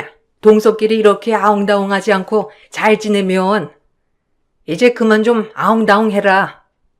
특히 첫째 너, 너무 둘째 잡지 마라. 너도 내가 다 마음에 드는 건 아니지만 말 안 하잖니. 사람이 다 그런 거야. 네, 어머님. 어머님 말을 들어야겠죠. 뭐 제가 저렇게 윗바닥을 굴렀던 사람을 어떻게 이겨먹겠어요? 그만 좀 해. 당신은 무슨 억만장자야? 꼴랑 학벌 좋아가지고 그러는 사람이 진짜 듣기 나도 거북해. 아, 죄송해요, 재수씨. 다행히 시댁에선 그래도 가족이라 그런지 형님이 저렇게 절 무시할 때마다 조금씩 저를 실드 쳐주었어요. 그리고 그렇게 시간이 흐를 때 저에게도 정말 뜻깊은 일이 일어났고요. 결혼 후 저는 일을 그만두지 않고 계속해서 커리어를 쌓았기 때문에 관련 분야에서도 인지도도 많이 쌓았어요. 그러던 중 거래처 회사 사무실에서 인테리어 디자인을 맡겼고 그곳의 디자인을 제가 맡게 되는 일이 있었어요. 디자인을 마치고 시공이 들어갈 때 점검 차원에서 작업복을 입고 그곳에 들렸죠. 하지만 그곳은 다름 아닌 형님이 다니고 있던 회사 건물이더라고요. 형님은 중견기업 법무팀에서 일하고 있던 직원이었거든요. 회사 로비에서 형님을 맞닥뜨리자 형님은 저를 보고 코웃음을 치며 얘기했어요. 아무리 저를 싫어한다고 해도 인성이 의심됐죠. 아, 작업복을 입고 지금 여길 기어와? 하여간 천박한 게 고쳐지지 않는다니까. 여기는 로비 관리를 어떻게 하는 거야? 뭐라고요? 형님, 저 엄연히 일하러 온 거거든요. 뻔히 아는 사이끼리 이러지 마시죠. 아무리 사이가 안 좋아도 그렇죠. 형님은 누가 형님이야? 나 너같이 덜 떨어진 동서 둔 적 없어. 어디 잡상인을 출입시켜? 이런 큰 로비 건물에? 안 되겠네. 형님은 그 말을 끝으로 회사 관리실에 전화를 하더니 잡상인이 로비로 출입했다며 내쫓아야 한다고 하더군요. 순간 저와 같이 간 일행들은 당황을 하였고 저도 너무 어이가 없어서 기가 막힐 뿐이었죠. 형님의 전화로 본사 보원 요원들이 저희에게 성큼성큼 다가왔어요. 그리곤 제가 입고 있던 작업복을 쳐다보고 제 작업복에 새긴 함자를 물어보아서 전 바로 대답했어요. 일단 출동은 하긴 했는데 혹시 조끼에 새겨진 함자와는 어찌 됩니까? 저희 회장님 성함이 왜 거기 조끼에? 여기 조끼에 새긴 함자에 딸내미 되시옵시다. 그건 몰랐지? 당신 지금 큰 실수한 거야. 알아? 수준은 네가 떨어져. 여기 이분 좀 내쫓아 주실래요? 일을 진행하려면 좀 방해받지 않고 싶은데 어이가 없어서야 원. 당신 이제 끝이야. 제 말이 끝나자 본사 요원들은 형님을 내쫓기 시작했고 형님은 이게 무슨 일이냐며 엄청 화를 내었죠. 그리곤 절대 끌려나갈 수 없다며 저에게 소리소리를 지르는데 아직도 사태 파악이 되지 않고 있던 거였어요. 사실 결혼 후 꾸준히 일을 하면서 우연히 아빠와 소식이 닿았어요. 젊어서 엄마와 이혼 후 한 번도 저를 찾지 않았던 아빠는 저를 찾지 않았던 것이 아니라 본인의 능력이 너무 없어서 찾지 못했던 거라고 하더라고요. 그때 당시 외할아버지의 반대가 심해서 이혼을 하게 된 거였고요. 그렇게 모든 고생을 하며 지금은 회사 하나를 거뜬히 운영하는 회장이 되었고 엄마를 통해 아빠가 저를 찾는다고 처음으로 들었어요. 저도 늘 마음속으로 그리워했던 아빠이기에 만났고 그날 저희는 굉장히 많은 회포를 풀었죠. 그리고 아빠는 제가 인테리어 디자이너로 근무한다고 하자 남는 사무실의 인테리어를 맡겼던 거였고 저희에게 작업복까지 선물해주며 저희를 응원해 주었답니다. 작업복은 아빠 회사 이름을 따서 만들어준 것이고요. 굳이 시댁에 이 이야기는 알리지 않아서 형님도 몰랐던 내용이었고요. 형님은 제가 조끼에 찍힌 이름이 저희 아빠 이름이라고 하자 믿지 않으며 오히려 화를 내었어요. 사칭하지 마. 이게 어디서 우리 회장님이 지네 아빠래? 소설 쓰니? 너 이제 하다하다 머리가 돌았어? 그런 거야? 야, 말 똑바로 해. 이 회사에서 밥 벌어먹고 싶으면 너 월급 통장에 돈 꽂아주는 사람이 우리 아빠라고, 알겠어? 아직 사태 파악이 안 되니? 네가 그렇게 무시하던 서민, 그게 너라고 인간아. 어떻게 머리가 안 돌아가? 참 특이하네, 머리통이. 내가 그걸 어떻게 믿어? 너 아빠 없다며, 방 고하라며? 이게 어디서 나 괜히 놀리려고 지금 그러는 거지? 형님과 이렇게 로비에서 큰 소리로 실랑이를 하고 있을 무렵 아빠는 보고를 받았는지 서둘러 내려오셨고 그 모습을 보자마자 형님에게 소리소리를 지르며 저에게 사과하라고 했어요. 형님은 본인의 회장님을 보고 이제서야 잘못된 것을 깨달았죠. 그리고 이게 말이 되냐는 듯이 얼버무리는데 처음 보는 아빠의 호통치는 모습을 보고 저도 놀랐지만 이런 것이 아빠의 울타리인가 생각하며 기분이 내심 좋아지더군요. 한 번도 받아본 적 없는 울타리의 든든함이랄까요? 뭐랄까 참 기분이 묘하더라고요. 이게 무슨 무례한 짓인가? 내 딸, 그리고 우리 회사 인테리어를 맡아줄 거래주분께 아니 샤넬 이런 사람이었나? 위에서 보고받기론 유능하다고 들었는데 아주 경우도 없고 인간 말종이구먼. 내 딸한테 당장 사과하지 못해? 이게 어디서? 회장님, 아니 어떻게 이게 가능한 일인가요? 아니 동서는 분명히 어머님만 계시다고 알고 있는데 어떻게... 내가 그동안 못나서 딸 앞에 나서지 못했다가 최근에 찾은 내 딸이야. 근데 감히 네가 우리 딸을 업신여겨? 네가 감히? 당장 무릎 꿇고 내 딸한테 사과해. 네가 함부로 해야 할 사람이 아니라고. 앞뒤 분간 못하고 감히 천지처럼 행동하다니. 죄송합니다. 용서해주세요. 따님인 줄 몰랐어요. 아니, 동서도 말을 했어야지. 이게 뭐야? 내가 이런 실례까지 저지르게 하고. 넌 인간이 오로지 계급으로만 나뉜다고 생각하지? 너도 똑같이 당해봐. 이젠 넌 나한테 개미만도 못한 존재니까. 동서, 용서해줘. 회장님 앞에서 자꾸 이러면 내가 뭐가 돼, 응? 우리 가족이잖아. 시댁에서 얼굴 어떻게 보려고. 회장님, 오해하지 마세요. 동서랑 저랑은 가족이거든요. 가족끼리 조금 오해가 있어서 잠깐 말다툼하고 있던 거랍니다. 정신 나갔네. 아빠, 이 사람이 저 결혼 전부터 계속 업신여기고 갑질했어요. 제 마음에 생채기가 난 건 모두 다 이 사람 때문이에요. 저한테 처음으로 납작 엎드리는 형님을 보니 웃음이 쏟아져 나왔어요. 인간이란 동물이 이렇게 비굴했나라는 생각이 들고 정말 이 사람은 오로지 돈밖에 모르는구나. 그저 계급으로만 사람의 가치를 판단하는구나라고 생각이 들어 더욱 화가 났죠. 전 그 자리에서 웃기지 말라며 호통을 쳐댔고 아빠는 그런 모습을 보며 얼굴을 찌푸리셨답니다. 어쩜 그러냐고 말이죠. 이제 와서 처음으로 나한테 사과하네? 당신 나 처음 만났던 레스토랑 기억해?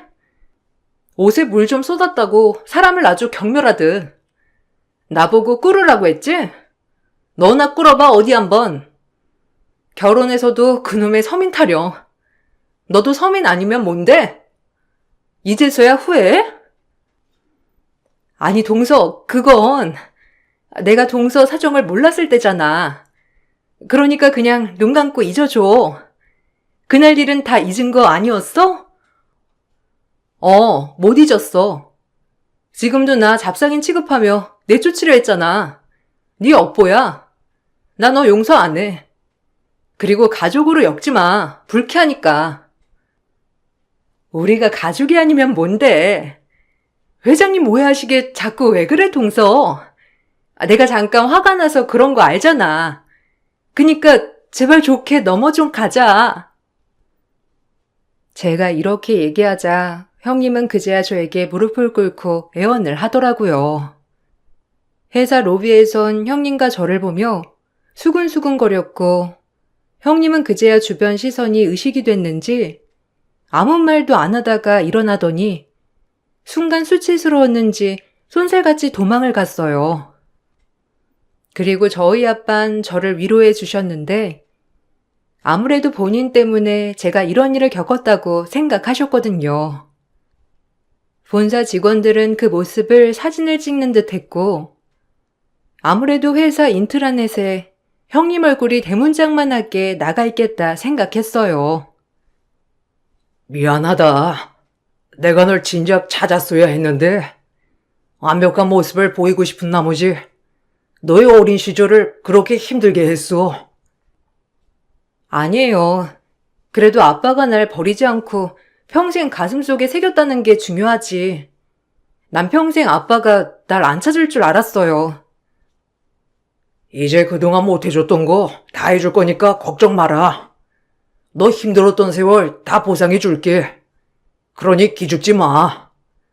진작 찾았어야 했는데 내가 너무 가난하기도 했고 그 서러움을 아니까 정말 너한테 떳떳하게 나타나고 싶었다. 이해해 주렴.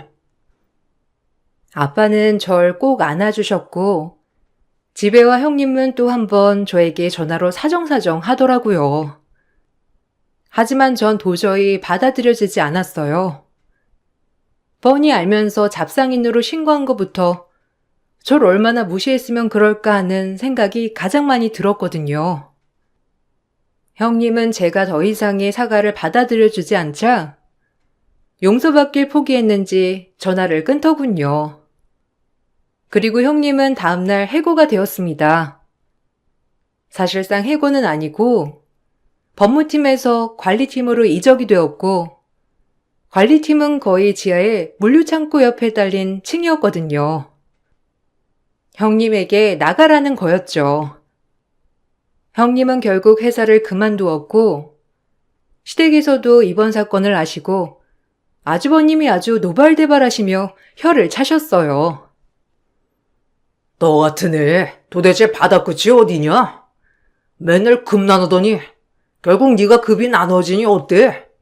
참나, 어떻게 이런 망신이 다 있어? 재수씨, 미안해요. 내가 따끔히 주의를 줬어야 했는데 그날 그렇게까지 할 줄은 몰랐습니다.